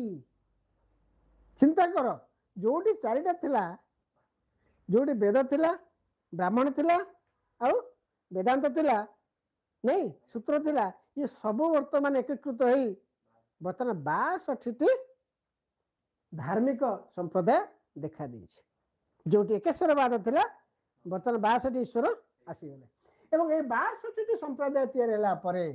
एथिरे सबुठी अधिकांश लोक किए थे ना भौतिकवादी किए जी भोग विलास को गुरुत्व दे था जीवन को से अमूल्य संपद भाव में ग्रहण करते जितक दिन बंचीचु आम भलरे रही कहार गोलामित्व कहार अधीनत्व आम रही ना रोगरे पड़ी मरबू ना खाद्य अभाव में मरबू ना कि किए आम गाड़ी गुलज कर सहबू ना ये है भौतिकवादी चिंताधारा एमाने ईश्वर विश्वास को गुरुत्व देले ना एमाने खाद्य सुरक्षा को गुरुत्व देले खाद्य एवं जीवन जीवन को से माने केबे ये करना हतादर करना एवं जेहेतु कृषि कार्य चली कृषि कार्य से विशेष किसी असुविधा नाला तेणु आम देखुचु जे आदि भौतिक चिंताधारा विच्छिन्न हुए वर्तमान जो भौतिक चिंताधारा को आसिले तेणु धार्मिक आंदोलन बा धार्मिक प्रतिक्रियाटा से भाव में गति से भाव गति आम देखुचु प्रथम आम देखु अजित केशवलम्बी अजित केशवम्बलिन ये अजित केशवलिन कौन है से प्रथम भौतिकवादी चिंताधारा सी कहले जे भल बा खराब कर्मर कौन परिणाम ना मुटा कले पाप हम एटा कले पुण्य हम नहीं तार परिणति तेल कड़े घंटा हम से कंटा चाबू पिटा हम सी कहे एगुड़ा सब किसी नहीं मिछ कथा तार परिणाम किसी ना कह व्यक्ति जहाँ करूना कहीं यार शरीर भूतर विलीन हो सृष्टिर प्रत्येक घटना निजर स्वभाव अनुरूप होता है प्रत्येक घटना गुड़िक निजर से कहते जिते जहाँ इच्छा हो इच्छा को मार नहीं जोटा को आम देखुचु सप्तम शताब्दी बौद्ध धर्म जिते विखंडित होता पुणी परिष्कृत हो वज्रजान पर सहजजान कालचक्रजान ये जो तीनटा भार विभक्त हो जाऊँगी से सहजजान मौलिक तत्व था यहाँ कौन जहाँ इच्छा इच्छा को केवल हत्या करनी कामनार विनाश दुखर विनाश जो कथा गौतम बुद्ध कहते से कामनार विनाश केमी हम कामना को जब वज्र भाव में कामना को आम अवदाबित करिया चापिकी रखा ताहले कामना विनाश हम नुआ नुआ कामना सृष्टि हम तेणु कामना को विनाश करें मोर जहाँ इच्छा हो आज मत 10टा रसगोला खाइक इच्छा हो केतटा खाइबी 10टा खाइबी केमी खाई चली तो 10टा कर पुणी 10टा इच्छा हे तेणु मुझे इच्छा को मारिबिनी 10टा खाइली आउटे खाइबी आउटे खाइबी खाइबी खाइबी खाइबी खाइबी 100टा खाई सारा केते दिन पर्यटन खाइबुनी जीवन बंची दिया रसगोला देखा तो इच्छा हेनी थर देख चेष्टा कर मो कथा बुझीपार कि नहीं जो तुम थरे जदि खाद्य जहाँ जार जो प्रकृति से इच्छाटा जदि अनुसार तुम पूरा परिपूर्ण करदेल आ द्वितीय थर ताकि इच्छा हेनी तेणु ये जो कथाटी से कहले ताकरी कथार कहुए जदृच्छावाद चिंतक कहुए ये प्रथम किए अजित केशवलिन से कहले जदृच्छावाद मान इच्छा को तुम केवे हत्या कर ना जो चारवांकर ये जो आसला लोकायत दर्शन आपको ही अनुकरण करते कि चारवाक महर्षि चारवाक जो कही ऋण कर घी पीओ अच्छा ऋण कर घी पीवार अर्थ से कहन तुम जाए सीधा अरे तू मत थे ऋण देव ना मास तो देवी जिते तू जागलु जे तू मत ऋण देनी मुझे सुझु ना तू चारिटे कह बोलू आ मत किए ऋण देवे कि तेणु ब्लाक लिस्टेड हो गलु तेणु घी पीऊ थे घी पीदेबू द्वितीय थर घी पी पार तेणु बारंबार घी बंची दिया पर्यंत घी पीवाक आमको केतोटी घटना पर गुरुत्व देवाक पड़ो से घटनाटी कौन ना तमें ऋण कर दियो करी गाईटे किण गाई किणिकी क्षीर बिक क्षीर बिकी तादर लवणी आसला से लवणी घी बाहर करके कहीं तुम तो लवणी बिकुन ना मो कथा बुझीपार कि नहीं तेणु झील कह बाटटी से देखईदे तेणु तापर आसला पुराण कश्यप सुमंगल विलास नामक जो ग्रंथ अच्छी से जन दासीपुत्र थे बोली कहले एवं से बुद्ध महापरिनिर्वाण 16 वर्ष श्रावस्ती निकट में जल समाधि नहीं से कहते ना कर्म अच्छी ना पुनर्जन्म आत्मा शरीर अलग हो जाए तेणु आपको अक्रियावादी कहुए जे क्रिया को से कर्म से यही परम यही संप्रदायर मखली गोसाल परवर्ती समय मिसीगला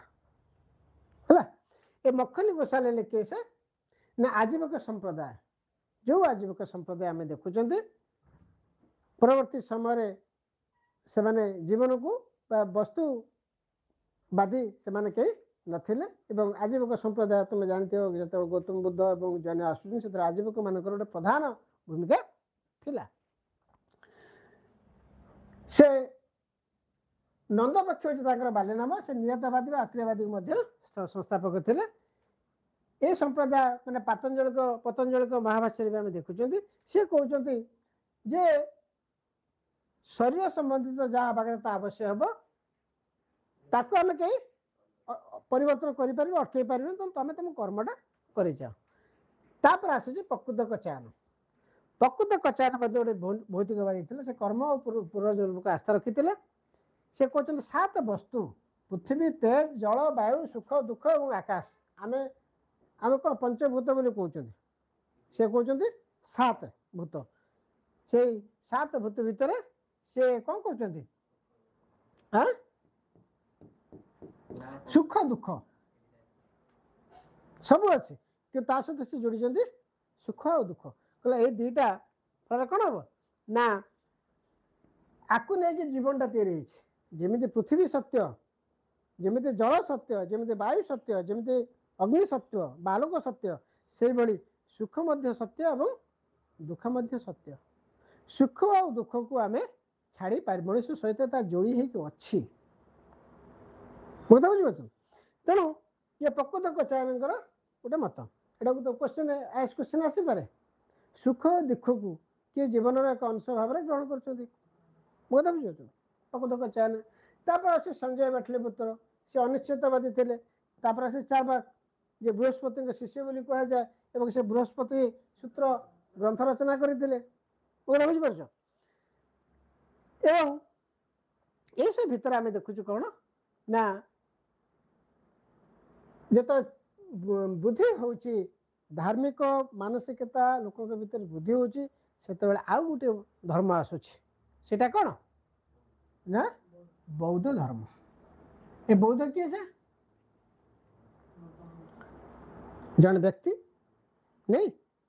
कौट जन्म होते लुम्बिनी उद्यान जन्म होते कपिलावस्तु गोटे नगर से नगर रे जन्म होते बापा ना था कौन शुद्धोधन माँ है महामाया मौसी माँ तो मरीगले तेणु मौसी गौतमी पाखे गौतमी प्रजापति पाखे से बढ़िले स्त्री है यशोधरा पु ना राहुल कथित अच्छी यशोधरा किए से पृथ्वीर सबुठ श्रेष्ठ सुंदरी जी थे से यशोधरा काले कहला ना जो जन्म बेले कहला ये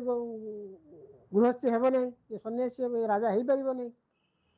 तेणु ताकू बांधापी सब प्रकार सुख संभोग ताकू प्रदान करते बापा एवं से नगर राज्य सबुठ सुंदर यशोधरा सहित विवाह करते किंतु यशोधरा संपर्क क्या सहित था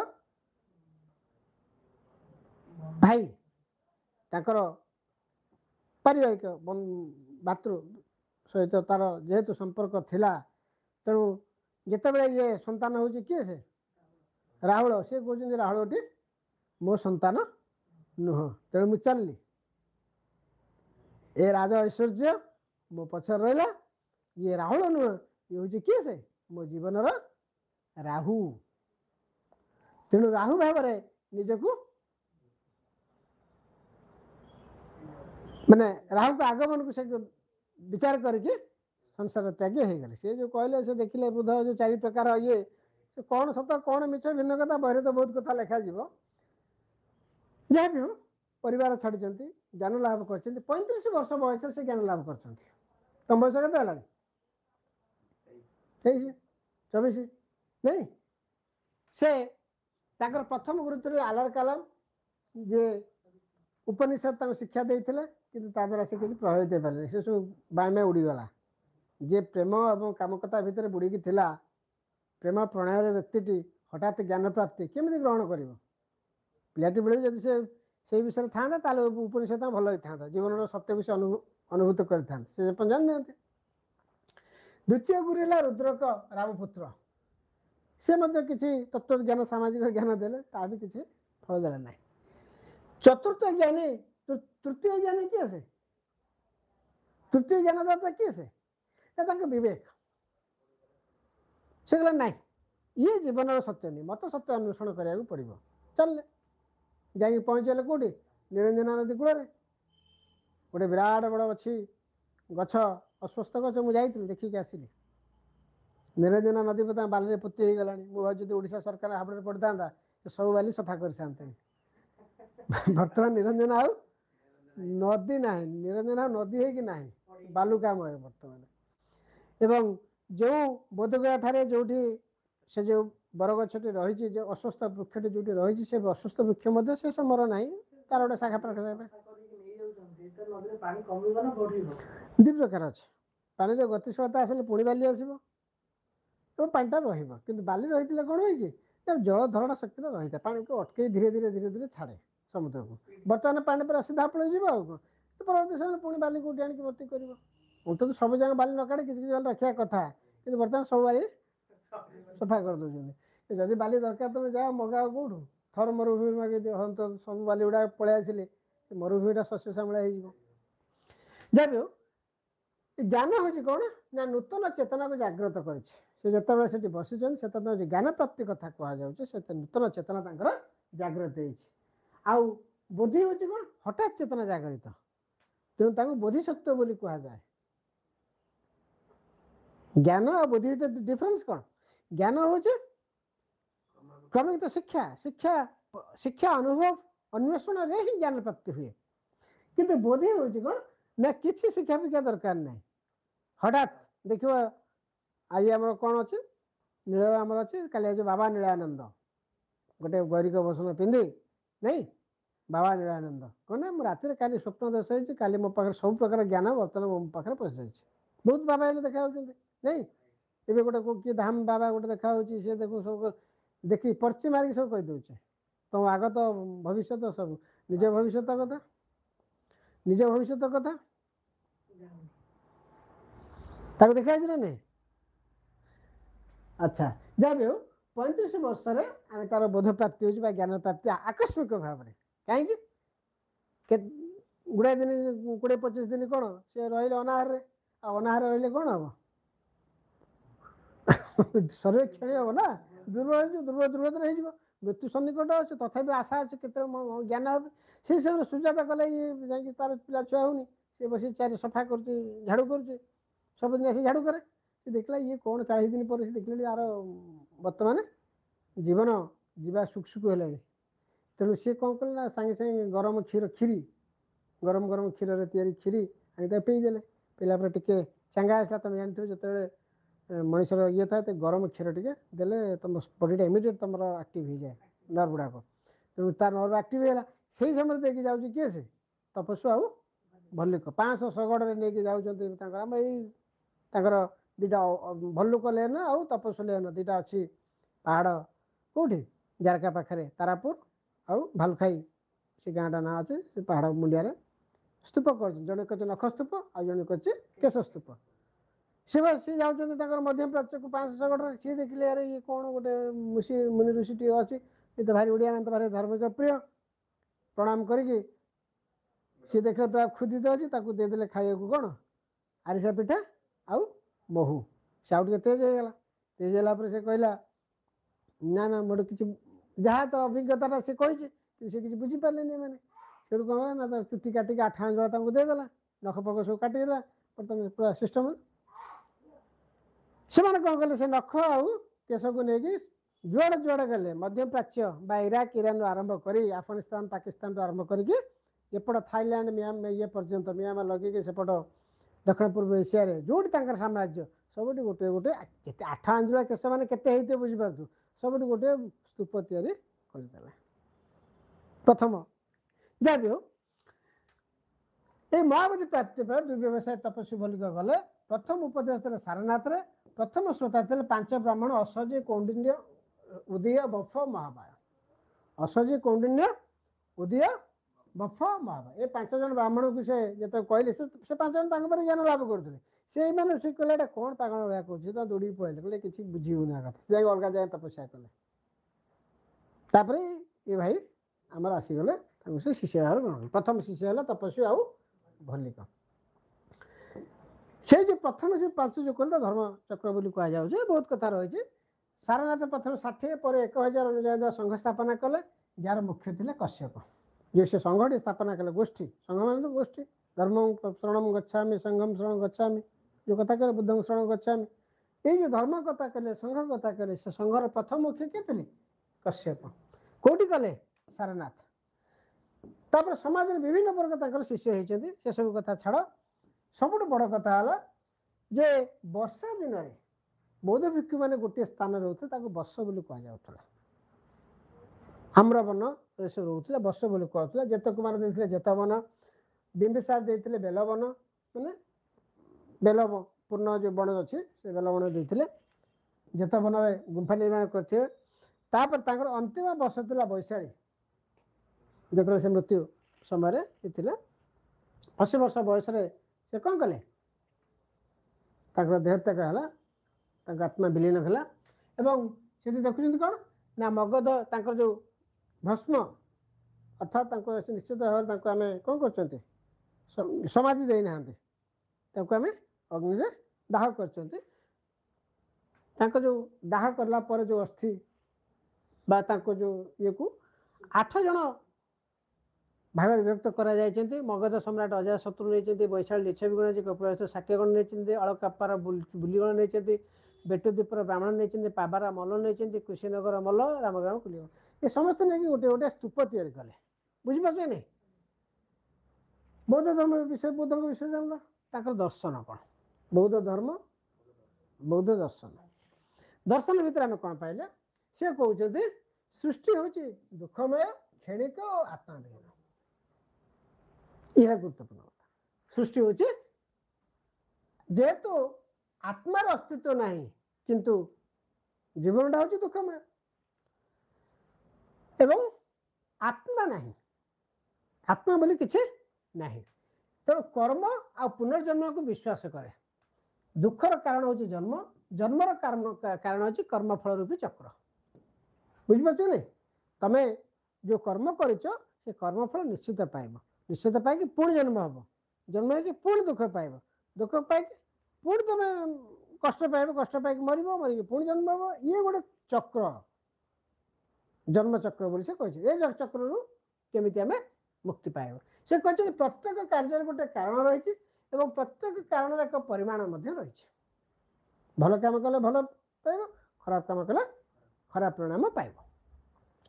तेणु कार्य से 12टी तत्व कथा कहते ये जो कार्य जो श्रृंखला रही है कौन कहते ना अविद्या संस्कार विज्ञान नामरूप सदायतन स्पर्श वेदना तृष्णा उपादान भव जाति आउ जरा मरण ये 12टा तत्व को कह समुत्पाद बुझिपार प्रतित समुत्पाद अंतर्गत हूँ ये 12टी तत्व माने कार्य कारण जो 12टी श्रृंखला रही प्रतित समुत्पाद बुद्ध कहते कहले ना से प्रतित समुत्पाद को अनुकरण करने 4टी आर्य सत्य रही गोटला दुख दुखर कारण दुखर निरोध आउ दुख निरोध गामिनी प्रतिपदा अर्थात दुख को केमिति आमे दूर करिपा ए दुख को दूर कर दुखटा हूँ कौन से तो कला सत्य चिरंतन सत्य दुखर कारण अच्छी बुझिपार कारण हूँ कौन जदि कारण अच्छे दुख को आम किमी निरोध कर कारणटा जानीगले दुख को निरोध कर उपायटा अच्छे नहीं से दुख निरोध कारण हूँ अनुसरण करवा तेणु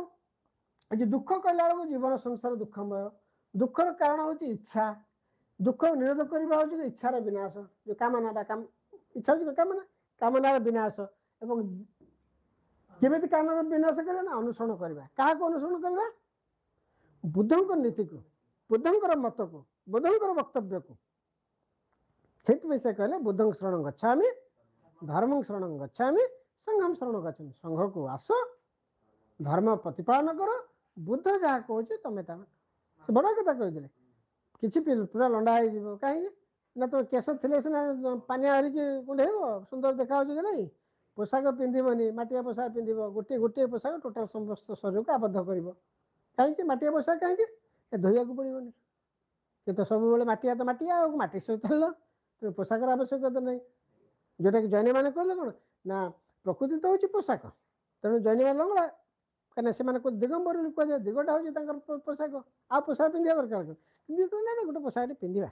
शरीर आम समाज रोच आम एत तौक जापरानी तेणु पोशाक आम पिंधिले आउ कौन कहले ना खाद्य तो दरकार बचाई तेणु तुम गोटे समाज भितर को जनक घर को जीव ता घरे ठिया हम से जहा दब अर्थ कौन से जो गाड़ी देला किसी काम ना भेड़ियाटा अच्छे आसिक भिक मागुच तुम पलि आस मैंने तुम भाविले से तुम खाद्य तुम आज खाद्य हूँ से तेणु आसिल संघ को आसिल प्रार्थना कल फेर आसंता काली जीव किए तुमको शुकुआ पड़ाड़े देला मना कर परिबनी कने सी जहा दउची तुम जाउच मागुच ना बर्तमान भिखारी तुम ब्राह्मण तो कर सारे टंकी क्या काम दो 20 टंकिया दरकार भिखारी मैंने ये धरिक बुले सी गोटे पेटीएम कर सारे पैसा नहीं स्कानर केते नहीं 100 टकर कम चलबनी मास्टर कैंटीन हाँ मास्टर कैंटीन छकरे मास्टर हाँ से जो ये पाखे ट्राफिक छक पाखे गोटे बुढ़ीटी आसला मुझे दया है कुछ पैसा देवाई 5 टଙ୍କା बाहर कली आम आते दबा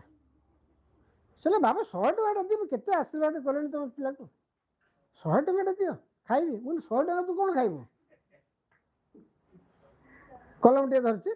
गोटे कलम दाम हो 2 ଟଙ୍କା 3 ଟଙ୍କା हम सी 100 ଟଙ୍କା दाबी कर चिंता कर तो ये दाता जहाँ तुम ताकू ग्रहण करा पड़ो तेणु से कहले कि सृष्टि 4टी चक्र विभाजित 4टी चक्र जो तांकर मुख्य प्राप्ति जो 4टी चक्र भितर वर्तमान चली कौन बुध चक्र तृतीय चक्र चली है अंतिम चक्र हूँ शून्य चक्र जहाँ जगन्नाथ कल्कि अवतार बोली कौच जो महाशून्य जो आम जाको आम साइंस से कहूँ ब्लैक होल बुझिपार कि नहीं ब्लैक होल गोटे कृष्ण गर्त कला जगन्नाथ कला मो कथा बुझे ना से मनीष ना से देवता ना कौन से तेणु ये गोटे परिकल्पना गोटे महाशून्यता भितर को बर्तमान आसो जोटा से कहते कौन ना अंतिम शून्य चक्र जोटा कि तार ये जो बुद्ध मान 4टी बुद्ध भितर जो 3टी बुद्ध जन्म नहीं किए कनक मुनि ना कच्छंद कनक मुनि एवं कश्यप आउ शाक्य मुनि गौतम वर्तमान ये जो शून्य चक्र आसवे किए से मैत्रेय पर्यंत आसीना आगामी बुद्ध भाव सी आसवे बौद्ध धर्म 3 जान बुद्ध धर्म संघ से गृहस्थ 5टी और भिक्षु 10टी शील बा आचरण कर तेणु ये सब कथा गुड़ाक अति साधारण कथा तुम सब तुम आगुरी जाच से विषय विशेष किसी आलोचना करें बौद्ध साहित्य से भाव में तुम जाच जे त्रिपिटक 3टा हूँ पिटक विनय पिटक अभिधर्म पिटक सुत पिटक है धार्मिक विचार आउ वक्तव्य से जोड़ी रही 5टी निकाय हूँ सुत पिटक विभक्त गोटे दीर्घ निकाय मध्यम निकाय संयुक्त निकाय अंगुत्तर निकाय और क्षुद्रक निकाय आउ ये जो क्षुद्रक निकाय आम जो देखुच धर्मपद स्थानित रही जो जातक कहानी 65टी ऊर्ध कहानी जातक कथा गौतम बुद्ध जीवन संपर्कित विभिन्न प्रकार कहानी गप गुड़िक रही कहते सुत पिटक रही से विनय पिटक हूँ बौद्ध संघर नियम गुड़िक नियमावली गुड़िक बौद्ध संघर रही से गुड़ा मतलब 3 भाग व्यक्त से सब प्रतिमुख खंदक सुत विहंग रही अभिधान पिटक है 7टी ग्रंथ रही जो बौद्ध धर्म दर्शन अभिधर्म है दर्शन संघर नियम है कौन विनय पिटक और सुत पिटक हूँ कौन ना धार्मिक विचार वक्तव्य बुद्धंकर कथा धार्मिक विचार आम सुत पिटक पाइले विनय पिटक पाइले परंपरा बौद्ध संघर नियम को पाइले एवं अभिधर्म पिटक बौद्ध दर्शन को पाइले किसी दिन पर आम देखुचु जे बौद्ध धर्म विभाजन घटू खाली आम वैदिक जो चिंताधारा वैदिक चिंतन जे केवल विभाजन घटनी बौद्ध मत धर्म मतवाद विभाजन घटे प्रथम आसला हीनजान महाजान पुणी हीनजान 2 भाग व्यक्त है वैभाषिक सैद्धांतिक पुणी महाजान 2 भाग व्यक्त है विज्ञानवाद आउ माध्यमिक ये सब गुड़िक बर्तमान समय अनुसार सब विभाजन चली जिते महाजान पंथी आसिले जो ब्राह्मण्यवाद संस्कृत को महाजान स्थविरवाद हीनजान जोटा आसिले से बुद्धंकर मत को रखिले महाजान आसिले कौन से सभ्य शिक्षित मैंने आसिले प्रथम कर नारी मान को ग्रहण करागला आ बुद्ध कि बढ़िया कथा करते कौन करते जी चोर जी ऋणी जी ठक जी दंडित पाई से सभ्य हो पारे ना अर्थात ये सबुଗୁଡ଼ିक व्यवसाय को सुरक्षा देवाई से नियमित कराए कहीं ना व्यवसाय सुरक्षित रखार कारण अरे व्यवसाय धन संपत्ति अच्छे ना से संपत्ति देले सीना ये जीव कौन प्रचार कर जा से संपत्ति बा धन नथिले किसी प्रचार हो पार ना मतवाद राजनैतिक मतवाद से राजनैतिक विचारटा मत से नहीं गति अच्छे अर्थ नथिले राजनीतिक विचार प्रचार हो पारे ना प्रचार न लोक मान पाखे पहुँची पारे ना ये भल सी खराब बोली केमी जानवे तेणु बुद्ध मतवाद लोक मैंने पहुँचेबार गोटे बाट हो व्यवसाय गोष्ठी तेणु व्यवसाय को सुहाइला भाया से मतवाद रखते जे ऋणी थी अर्थात व्यवसाय तुम बाकी धार कर जान आउ तुम ये तुम सुझ जब बुद्ध धर्म भर पश जहाँ भी हो ये सब गुड़िक आम देखिले चारिटा तीर्थ है लुम्बिनी जो जन्म होते गया जो ज्ञान प्राप्ति जो सारनाथ जो धर्मचक्र आ कुशी नगर जो से ये हूँ बौद्ध धर्म का महाजन बोले हीनजन तो पूजा पूजा करते महाजन मैंने पूजा करते से चार्टा तीर्थस्थल हो गला आउ गोटे कथा हूँ कौन ना जमी हिंदू धर्म गोटे स्वर्ग नरकर परिकल्पना करा बौद्ध धर्म गोटे सुखावती नदीर गोटे परिकल्पना करा जो सुख मिलूँ जमी मुस्लिम इस्लाम कौन अच्छे जन्नत नहीं तेणु ये भाव में अनेक समय धार्मिक लोक मान प्रलुब्ध करने विभिन्न विभिन्न प्रकार तत्व बा तथ्य आकार दि जाए आम से बौद्ध धर्म सप्तम शताब्दी बेलू परिवर्तन होशा भितर वज्रदान है संबलपुर राजा कौन इंद्रभूति भौणी लक्ष्मीकरा सी कले सहजदान गुरु कालचक्र दान कले एवं पालित पुत्र पद्म स्वभाव कले तिब्बत लामा तेणु सप्तम अष्टम शताब्दी बेलू आम देखा बौद्ध धर्म पुणी चारि भाग व्यक्त हो आज आम जो बौद्ध धर्म देखुं केवल श्रीलंका और थाईलैंड को छाड़देले पृथ्वी में जो बौद्ध से चीन हो जापान हो कोरिया हो जिते बौद्ध धर्म आम देखुचु ताहा अष्टम शताब्दी में यही रत्नगिरी ललितगिरी उदयगिरी पुष्पगिरी जाइथिबा वज्रदान सहजदान परवर्ती रूप बुझीपार कि नहीं। हाँ आम आउ गोटे कथा आलोचना भूलीगल जोटा बेसी गुरुत्वपूर्ण सेटा कौन ना प्रमुख बोधिसत्व मुझे बोधि अर्थ आकस्मिक ज्ञान से आकस्मिक ज्ञान पाई जो गौतम बुद्धंकर विभिन्न परिकल्पना करा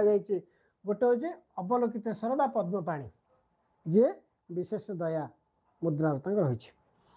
आ गोटे मंजूश्री मंजूश्री हूँ गोटे हाथ में खड़ग आ गोटे हाथ में पुस्तक माने बुद्धंकर परिकल्पना जो कराई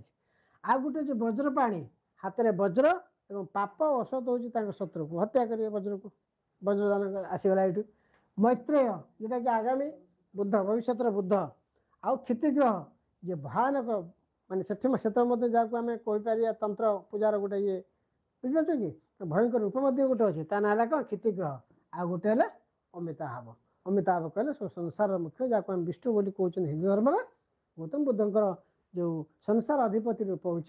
अमिताभ यही भाव में आमर उपासना करा आउ गोटे साहित्य से समय आसूला जैन साहित्य बुझेगा जैन साहित्य कौन ना जैन साहित्य को कहा जाए आगम बुझेगा एथर कौन अच्छे 12टी अंग 10टी उपांग 10टी प्रकीर्ण 6टी श्वेत 4 मूलसूत्र अनुज सूत्र और नंदी सूत्र सामिल अच्छे बुझिपार अंग कौन ना अंग हूँ आम देखुं से जो 12टी अंग रही एगुड़ा सब विभिन्न प्रकार नामकरण अच्छे तुम सब देखीदेव से आमर विशेष किसी तथ्य ना मेटाल से पाइज किंतु जैन साहित्यर सबुठ गुरुत्वपूर्ण हूँ कौन जैन दर्शन जमी बौद्ध दर्शन को आम पढ़ले क्या संस्कृत को जाना दर्शन मूलभूत स्थिति को जाना पड़ो क्या दर्शन मुझे दर्शन अर्थ कौन देखा क्या देखा निज अंतकरण को देखा एवं सामाजिक नीति जहाँ अदृश्य जहाँ को कहीं देखिपारे नहीं ताकू निजे देखा आम अमेरिका देखी कि कल्पना आम देखी सारी आम सुख कौन देखी कि कल्पना सुख पाई सारी मो कथा बुझे आम दुख के देखी देखते कि अनुभव दुख ଅନୁଭବ କରିଛନ୍ତି। ଯେମିତି ସୂର୍ଯ୍ୟ ଲୋକକୁ ଆମେ ଦେଖି ନାହାନ୍ତି, ଗୋଟେ ବସ୍ତୁ ଉପରେ ପ୍ରତିବିମ୍ବିତ ହେଲା ପରେ ପ୍ରତିଫଳିତ ହେଲା ପରେ ଆମେ ଦେଖୁଛନ୍ତି। ଆମେ ବାୟୁକୁ ଦେଖିଛନ୍ତି, ଯେତେବେଳେ ଗଛର ପତ୍ରଟି ହଲୁଛି ସେତେବେଳେ ଆମେ ବାୟୁକୁ ଦେଖୁଛନ୍ତି, ଅନୁଭବ କରିପାରୁଛନ୍ତି। ତେଣୁ ସୁଖ ଆଉ ଦୁଃଖ ଇଏ ମଧ୍ୟ ଅନୁଭବଶୀଳ। ମୋ କଥା ବୁଝିପାରୁଛୁ କି ନାହିଁ? ତେଣୁ ଏ ସବୁ ଗୁଡ଼ିକ ସେ କହିଛନ୍ତି ଯେ ସୃଷ୍ଟି ଅନାଦି କାଳରୁ ଚାଲିଛି ଏବଂ ଚାଲିଥିବ, ତାକୁ କେହି ବନ୍ଦ କରିପାରିବେ ନାହିଁ। ସୃଷ୍ଟିର ବିନାଶ ବଦଳରେ ଆମେ ସୃଷ୍ଟିର ନିରନ୍ତରତା ଉପରେ ସେ ଗୁରୁତ୍ୱ ଦେଇଛନ୍ତି। ଗୌତମ ବୁଦ୍ଧ ପୁନର୍ଜନ୍ମ ଉପରେ ଗୁରୁତ୍ୱ ଦେଇଥିଲେ, ଇଏ କ'ଣ କରୁଥିଲେ ନା ସୃଷ୍ଟିର ନିରନ୍ତରତା ଉପରେ ଗୁରୁତ୍ୱ ଦେଇ ସୃଷ୍ଟିକୁ ଆମେ ଧ୍ୱଂସ କରିପାରିବା ନାହିଁ, ଆମେ ସୃଷ୍ଟିର ଗୋଟିଏ ଅଂଶ ବିଶେଷ। କହିଲେ ସୃଷ୍ଟିଟା ଏ ପୃଥିବୀ ପୃଷ୍ଠଟା ବିଭିନ୍ନ ଚକ୍ରରେ ବିଭାଜିତ, ତାକୁ ଉତ୍ସର୍ପିଣୀ ବା କାଳସର୍ପିଣୀ ସେ ଯାହା ତାଙ୍କର କହିଛନ୍ତି,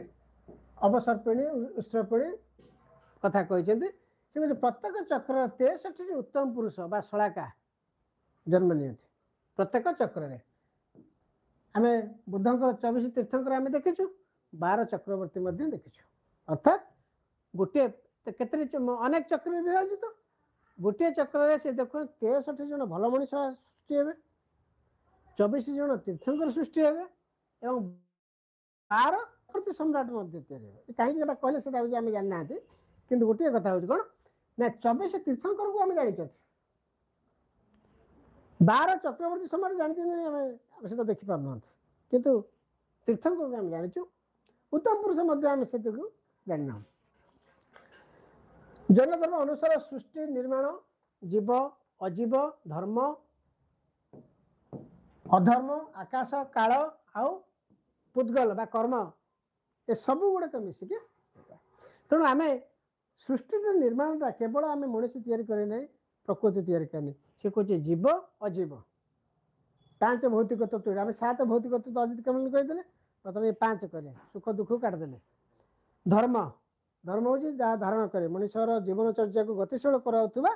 ତତ୍ତ୍ୱଟା ହେଉଛି ଧର୍ମ। ଇଏ ହିନ୍ଦୁ ମୁସଲିମ ଖ୍ରୀଷ୍ଟିଆନ ଇଏ ନୁହଁ, ଇଏ କିଛି ନୁହଁ, ଏ ସମସ୍ତ ରକ୍ତ ସମାନ, ସମସ୍ତ କାର୍ଯ୍ୟ ପଦ୍ଧତି ସମାନ, ଉପାସନାଟା ଭିନ୍ନ ଭିନ୍ନ, ମନ୍ତ୍ର ଯେମିତି ଅଲଗା, ଉପାସନାଟା ଯେମିତି ଅଲଗା ସେତିକି। କିନ୍ତୁ ଧର୍ମ କହିଲେ ଗତିଶୀଳତା, ଆଗକୁ ଯିବା ପାଇଁ ଗୋଟିଏ ପ୍ରୋତ୍ସାହନ। ଅଧର୍ମ ସ୍ଥିରତା ସ୍ଥବିରତା, ଯାହା ଗତି କରେ ନାହିଁ, ଅଳସୁଆ, ସେ ହେଉଛି ଅଧର୍ମ। କାରଣ ବ୍ୟକ୍ତିର କର୍ମ ହେଉଛି ଜୀବନ, ମୋ କଥା ବୁଝିପାରୁଛ ନାହିଁ, ସେଇଟା ହେଉଛି ତାର ଧର୍ମ। ଆକାଶ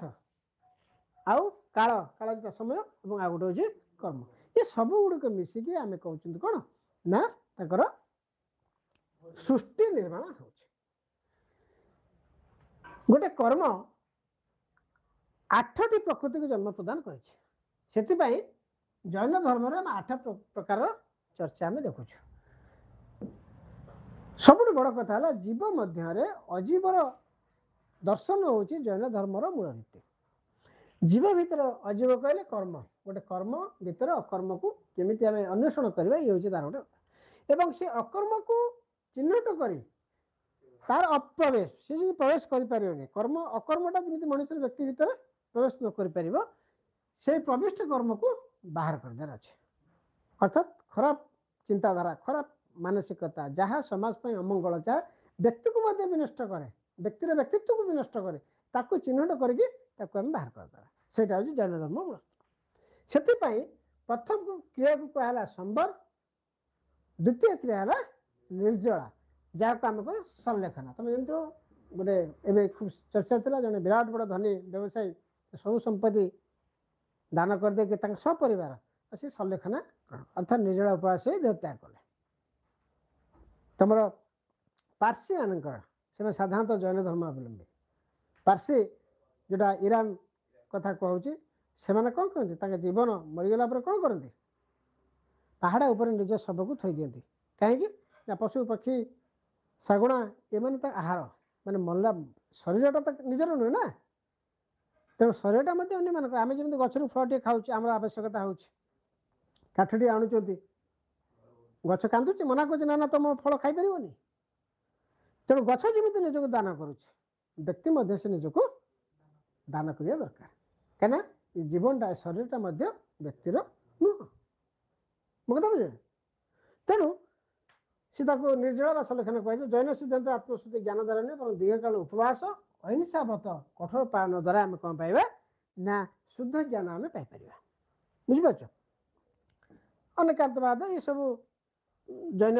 ତତ୍ଵ ଏସବୁ ଏତେ ଜାଣିବା ଦରକାର ନାହିଁ। ଜୈନ ସିଦ୍ଧାନ୍ତ ଗୁଡ଼ାକ ତୁମେ ଦେଖ ଜ୍ଞାନ ହେଉଛି 5 ପ୍ରକାର ନାଇଁ। ଗୋଟେ ହେଲା ଇନ୍ଦ୍ରିୟଜନିତ ଜ୍ଞାନ, ଶ୍ରବଣ ଦ୍ୱାରା ପ୍ରାପ୍ତ ଜ୍ଞାନ, ଦିବ୍ୟ ଜ୍ଞାନ, ଆଉ ମନ କଥା ଜାଣିଥିବା ଜ୍ଞାନ, ଆଉ ସର୍ବୋଚ୍ଚ ଜ୍ଞାନ। ତାର ନାଁ ଦିଆଯାଇଛି ମତ, ଶ୍ରୁତି, ଅବଧି, ମନ ପର୍ଯ୍ୟାୟ ଏବଂ କୈବଲ୍ୟ। କୈବଲ୍ୟ ପ୍ରାପ୍ତି ହେଲା ତମର ମୁଖ୍ୟ ପ୍ରାପ୍ତି ଯୋଉଟାକୁ ଆମେ କୁହାଯାଉଛି। ସେଭଳି 5 ମହାବ୍ରତ ମଧ୍ୟ ସେ କରିଛନ୍ତି। ଭିକ୍ଷୁ ସନ୍ନ୍ୟାସୀ ପାଇଁ 5ଟି ଅଣୁବ୍ରତ ମଧ୍ୟ କରିଛନ୍ତି। ଯେଉଁମାନେ ଭିକ୍ଷୁ ସନ୍ନ୍ୟାସୀ ସେମାନେ 5ଟି ମହାବ୍ରତ କରିବେ, କଠୋର ତପସ୍ୟା ଆଚରଣ କରିବେ, ଏବଂ ଯେଉଁମାନେ ସାଧାରଣ ଗୃହସ୍ଥୀ ତାଙ୍କ ପାଇଁ 5ଟି ଅଣୁବ୍ରତ ଅଛି, ଗୋଟେ ସାମାନ୍ୟ ବ୍ରତ ସେମାନେ କରିବେ। ଏ 5ଟି ମହାବ୍ରତ ଅଣୁବ୍ରତ ଯୋଉଟା ରହିଲା ଯେ ଅହିଂସା, ଅସ୍ତେୟ, ଅଚର୍ଯ୍ୟ, ଅପରିଗ୍ରହ, ବ୍ରହ୍ମଚର୍ଯ୍ୟ, ଏଇଟା ସମସ୍ତ ପାଇଁ କମନ। ବୁଝିପାରୁଛ? ଜୈନ ଧର୍ମର 7ଟି ଶିଳବ୍ରତ ଅଛି, 5ଟି ସମିତି ଅଛି, 3ଟି ଗୁପ୍ତି ଅଛି, 10ଟି ଲକ୍ଷଣା ଅଛି, 22ଟି ପରୀକ୍ଷା ମଧ୍ୟ ରହିଛି। ଏବଂ ଜୈନ ଧର୍ମରେ 18ଟି ପାପ କଥା କୁହାଯାଇଛି। ଏ ଯେଉଁ କୈବଲ୍ୟ ବିଧାନଟା କେବଳ ସଂଘର ସଦସ୍ୟମାନେ ହିଁ ଉଦ୍ଦିଷ୍ଟ। ସାଧାରଣ ଯେଉଁମାନେ ଅଛନ୍ତି, ଯେଉଁ ସଂଘ ହେଇନାହାନ୍ତି କିନ୍ତୁ ଜୈନ ଧର୍ମକୁ ଗ୍ରହଣ କରୁଛନ୍ତି, ମତକୁ ଗ୍ରହଣ କରୁଛନ୍ତି, ସେମାନେ ପାଇଁ କୈବଲ୍ୟ ସାଧନଟା ନାହିଁ। ଦିଗମ୍ବର ସାଧୁକୁ ଝୁଲ୍ଲକ, ଏଲ୍ଲକ, ନିଗନ୍ଥ ଏବଂ ଶ୍ଵେତାମ୍ବର ସାଧୁକୁ ଯତି, ସାଧୁ, ଆଚାର୍ଯ୍ୟ କୁହାଯାଏ। ଏ ଟର୍ମର ମଧ୍ୟ ସେମାନଙ୍କ ପ୍ରତି ବ୍ୟବହାର କରାଯାଏ। ସବୁଠୁ ବଡ଼ କଥା ହେଲା ଜାତି ପ୍ରଥା ଉପରେ ଜୈନ ଧର୍ମ କେବେ କଠୋର ସମାଲୋଚନା କରିନଥାଏ। এইটা ଗୋଟେ ଜୈନ ଧର୍ମର ସବୁଠୁ ବଡ଼ କଥା। କାହିଁକିନା ଆମେ ଦେଖୁଛୁ ଯେଉଁଟାକି ପରବର୍ତ୍ତୀ ସମୟରେ ଜାତି ପ୍ରଥା ଗୋଟେ ବଡ଼ ଭୟଙ୍କର ଅବସ୍ଥା ନେଇଛି, କିନ୍ତୁ ଜାତି ପ୍ରଥାକୁ ସେ ଗୁରୁତ୍ୱ ଦେଇନି। ତାପରେ ଆମେ ଦେଖୁଛୁ ଯେ ଜୈନଗଣ ଯେଉଁ ସ୍ତୂପ ନିର୍ମାଣ କରିଥିଲେ ପରବର୍ତ୍ତୀ କାଳରେ ସେମାନେ କ'ଣ କଲେ ନା ମନ୍ଦିର ନିର୍ମାଣ କଲେ। ଦେଖ ଆମେ ସ୍ତୂପଟା ଦେଖୁଛୁ ବୁଦ୍ଧ ଧର୍ମରେ, ଜୈନ ଧର୍ମ ହେଲା ସ୍ତୂପ ତିଆରି କରୁଥିଲେ। ପରବର୍ତ୍ତୀ ସମୟରେ ସେ ସ୍ତୂପଟି ପରିବର୍ତ୍ତନ କରିଥିଲେ, ଆଉ ସ୍ତୂପ ନ କରିକି ମନ୍ଦିର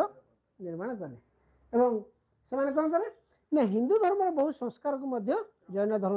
ଗ୍ରହଣ କରି ନେଇଥିଲେ। ବୁଝିପାରୁଛ କି ନାହିଁ? ସେମାନେ କ'ଣ କଲେ ନା ହିନ୍ଦୁ ଧର୍ମର ବହୁ ସଂସ୍କାରକୁ ମଧ୍ୟ ଗ୍ରହଣ କରି ନେଇଥିଲେ, ଯାହାଫଳରେ ଜୈନ ଧର୍ମର ସ୍ଥିତି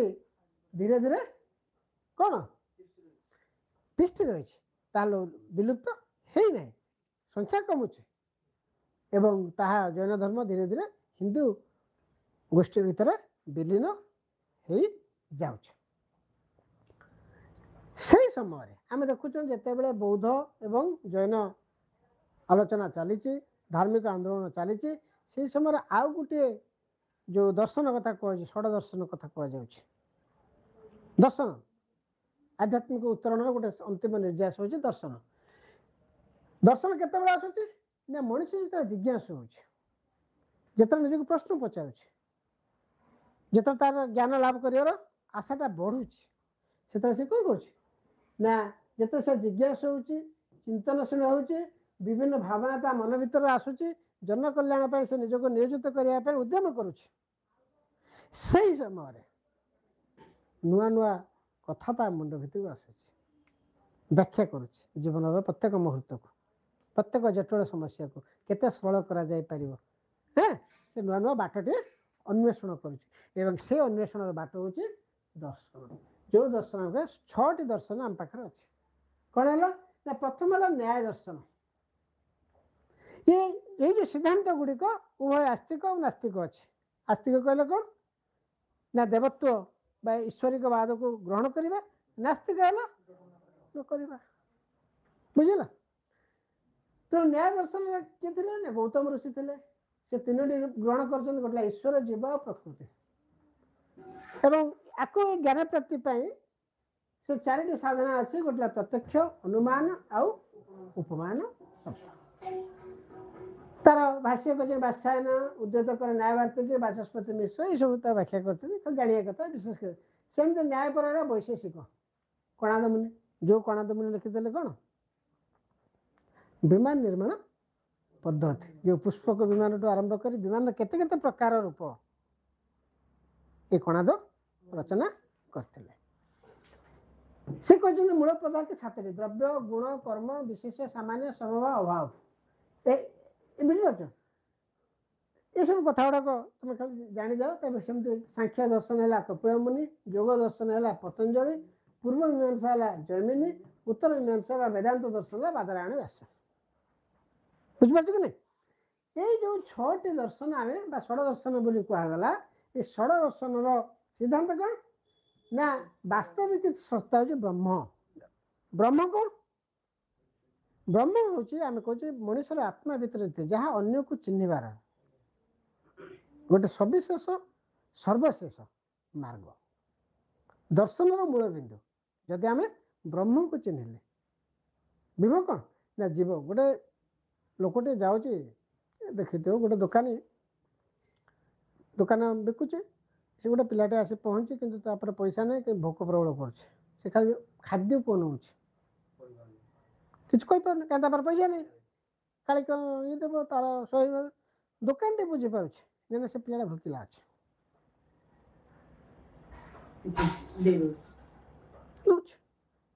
से समस्त जो खुशीटा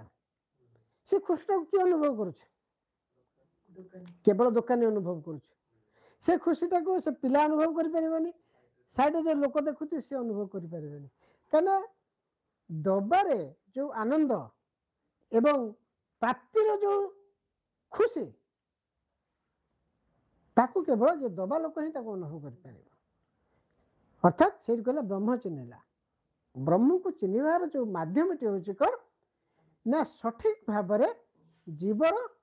समस्या को चिन्हट करवा जब समस्या को तुम चिन्ह पार तो तुम समस्या तुम इंग्लीश बुझीपारूना मु तुमको इंग्लीश बुझे पारे कहीं मोर इंग्लीश ज्ञान ना सीधा सड़क ताल तुम समस्या समाधान हम केमी ना से समस्या समाधान पर गोटे सरल बाट हूँ कौन ना तुम तुम भाषा पाठ पढ़ तुम जो बुझुच से भाषा पाठ पढ़ से भाषा ज्ञान लाभ कर ज्ञान वितरण भाषा अलग हो पारे कि ज्ञान लाभ तो निजे बुझुवा भाषा कर ना जे निजे निज भाषा जे ज्ञान लाभ करदेला पृथ्वीर कौन से ज्ञानी परास्त करें ना मागे आनी तीरण सुड़के जदि तुम अन्य भाषा जो ज्ञानी आहरण करती आगू जापर बही बंद करदे तुम ज्ञान शेष जहाँ आज भारतर अवस्था कहीं भारत आज जो ज्ञान चली आमदानी ज्ञान मागे आनी तुम इंग्राजी माध्यम आम जो ज्ञान को आहरण कर ज्ञान आज आम कूल वंश परिचय अर्थनीति समाजनीति आमर अस्तित्व आमर इतिहास आमर संस्कृति सबको ध्वंस कर दे प्रतिबदल कौन करते ना से भाषा लुकायित थिबा संस्कृति हुए तो आम भल हो पारे खराब हो पारे ताहा आम भितर बिछे खेल जाऊ तो ऑक्टोपस भली से एमती भाव आमको जाबड़ी धरी आम सहजरे आउ छाड़ी पार ना कि मुक्त हो पार ना तेणु आम देखुचु जे विश्वर वास्तविक जो सत्ताटा ब्रह्म जीव एवं ब्रह्म मध्य कौन भेद ना वेदांत को आधार कर शंकराचार्य ये आनले अद्वैत मत आसला अद्वैत मत माने देवता एक तापर द्वैत मतवाद देवता दुई द्वैता मतवाद चलिए यही दर्शन तो मन की तो भारतीय संस्कृति रे दार्शनिक चिंताधारा केबे शेष हुए ना आज पर्यंत विभिन्न समय विभिन्न ज्ञानी गुणी व्यक्ति द्वारा ताहा परिमार्जित होची परिवेशित होची एवं पूर्ण इतिहास तैयारी करुची वैदिक साहित्य समय जो दर्शन टी जन्म लाभ करता परवर्ती समय आम देखु उत्तर वैदिक काल किछिटा परिष्कृत होचे कहीं ता भीतर भी किसी खाद रही कि खराब कथा था पुणी पुणी प्यूरीफाए कराला संस्कृत करागला पुणी संस्कृत करा जो बौद्ध जैन आसला पुणी बौद्ध जैन को संस्कृत करा ब्राह्मण्य आसला पुणी ब्राह्मण्य संस्कृत संस्कारित हो पुणी बौद्ध आसला नहीं एवं बर्तमान हिंदू धर्म बोली आम भारत कहूँ किए ताको सनातन धर्म ना आउ सनातन नहीं बर्तमान हिंदू आसीगला ये किए मोहम्मडन कहे कि जोरास्ट्रियन कहे कि जीशु कहे कौन मैंने अलग अलग नामकरण चली तार भूखंड अनुसार किंतु दार्शनिक चिंताधारा दार्शनिक कार्यकलाप समाज विच्छिन्न हो ना तेणु आज आम समग्र भाव जो आलोचना आम कले आज ता केवल गोटे बड़ दिग प्राचीन भारतर सामाजिक सांस्कृतिक आध्यात्मिक एवं आधिभौतिक ए दार्शनिक चिंताधारा को गोटे क्रमिक रूप से आज आलोचना है आसंता काली आम कौन पढ़ा ना नगर सभ्यता ये ज्ञान आहरण द्वारा जो कथा मुझे जे किभली भाव में आमर आसूची कौन बर्तमान आसगला ना जनपद आउ महाजनपद ये महाजनपद आम बौद्ध जुग पर्यंत देखुं ये आसूची कौन ना साम्राज्यवाद बुझीपार कि नहीं ये जो साम्राज्यवाद आसला से आउ गोटे नुआ नगरीकरण सृष्टि कला प्रथम जो नगरीकरण सृष्टि करता लोकंर आर्थिक सामाजिक स्थिति को सुदृढ़ करता वर्तमान जो नगरीकरण आसला जो नुआ साम्राज्यवाद तैयारी कला ताहा समाज को कलुषित करने सब प्रकार ज्ञान गारिमा को विनियोग करा एपटे दर्शन दार्शनिक तत्व समाज को विकसित करपटे